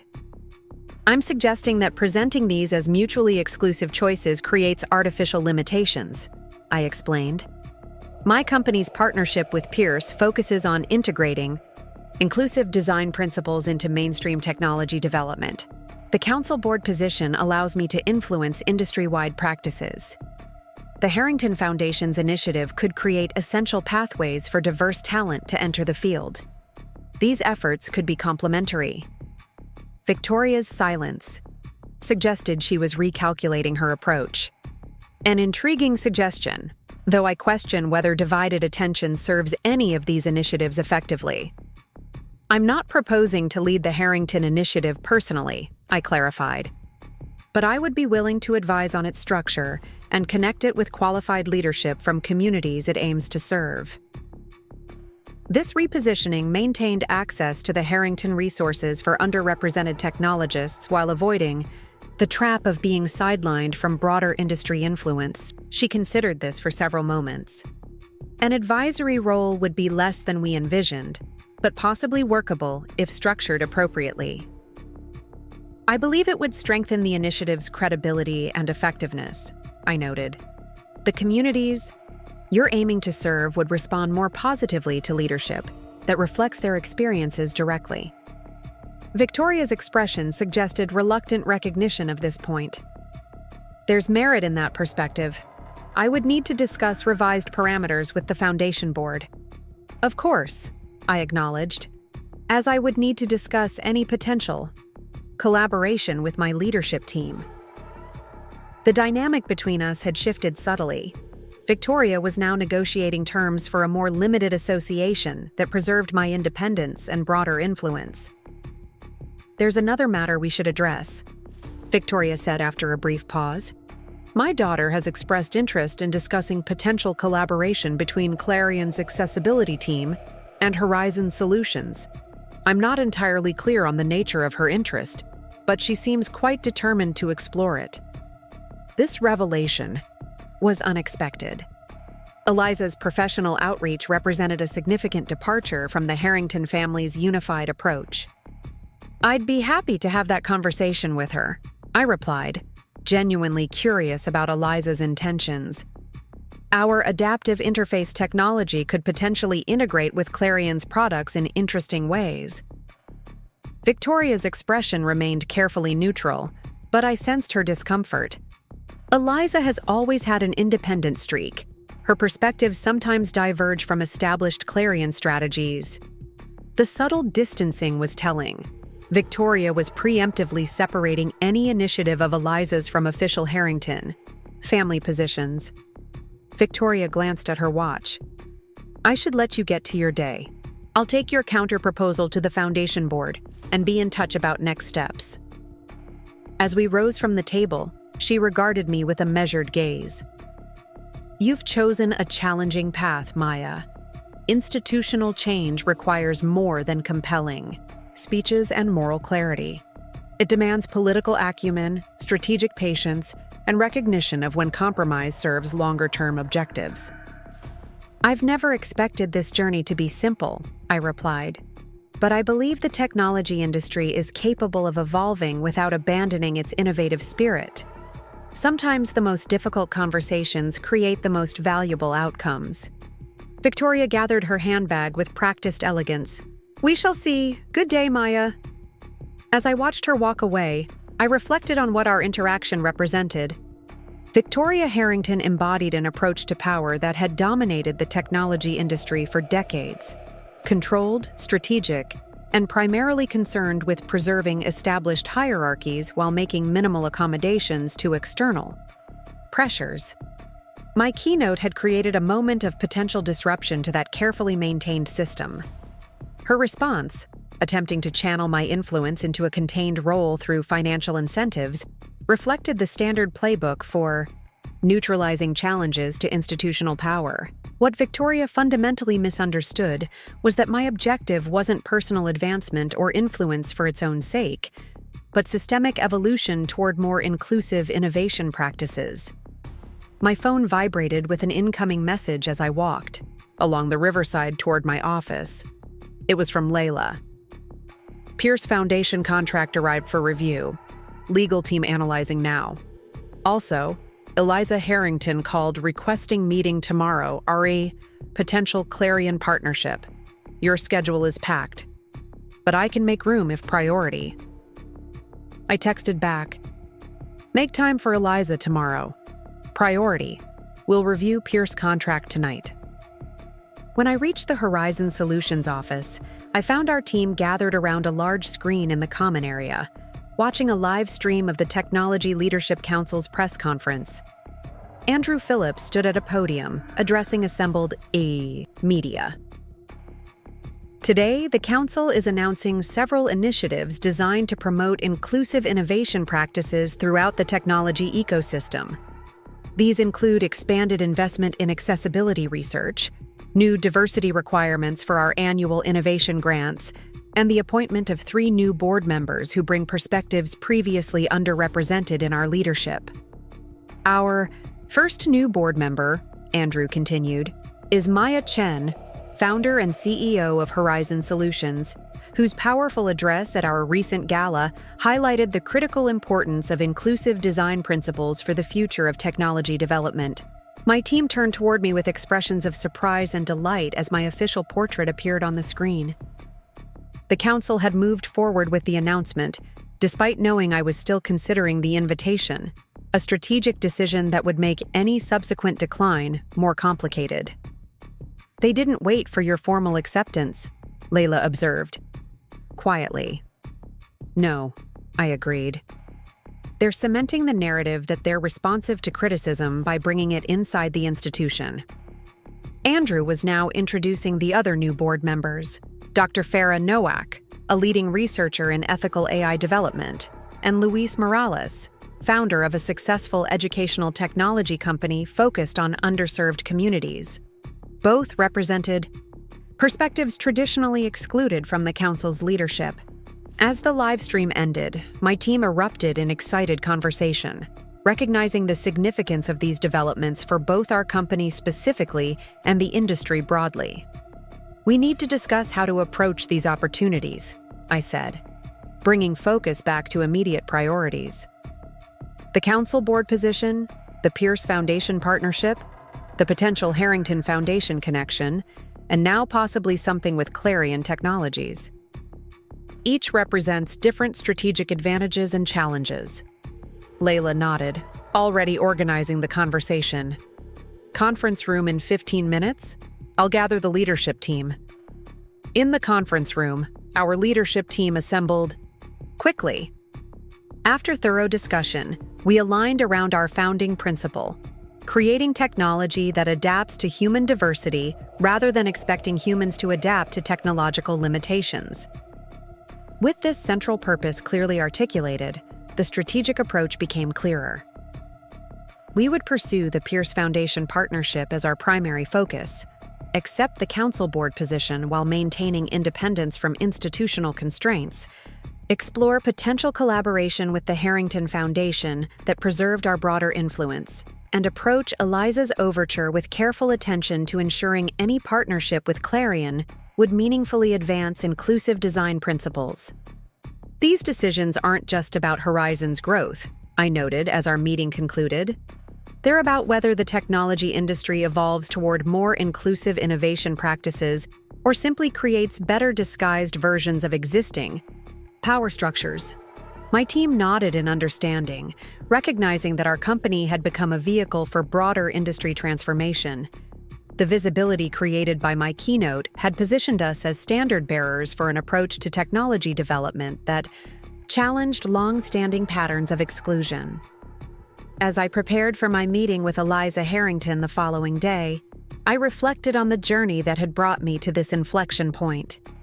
From being mistaken for service staff at the Gala to now fielding partnership inquiries from industry giants, the trajectory illustrated exactly the transformation I hope to create more broadly. A shift from exclusion based on background, appearance, or conformity to valuing of diverse perspectives based on the innovation advantages they created. The woman who had directed me to the service entrance would likely never make that mistake again, not just with me personally, but perhaps with anyone whose appearance didn't match her narrow conception of who belonged. The ripple effects from that moment of misrecognition and my subsequent response continued expanding beyond what either of us could have anticipated. I picked up the Pierce Foundation contract from my desk, beginning to review its terms while considering how to approach tomorrow's conversation with Eliza. Whatever her intentions, the discussion represented another opportunity to advance the transformation my keynote had catalyzed. The journey from being mistaken for the help to reshaping industry practices was far from complete, but each step forward, each partnership formed, each policy influenced, each development approach transformed, would create space for the next generation of innovators to contribute their perspectives without facing the barriers I had encountered.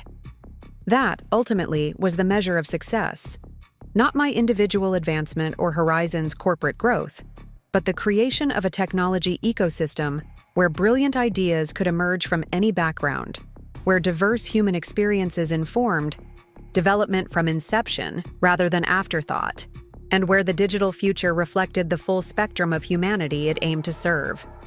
Up next, you've got 2 more standout stories right on your screen. If this one hit the mark, you won't want to pass these up. Just click and check them out.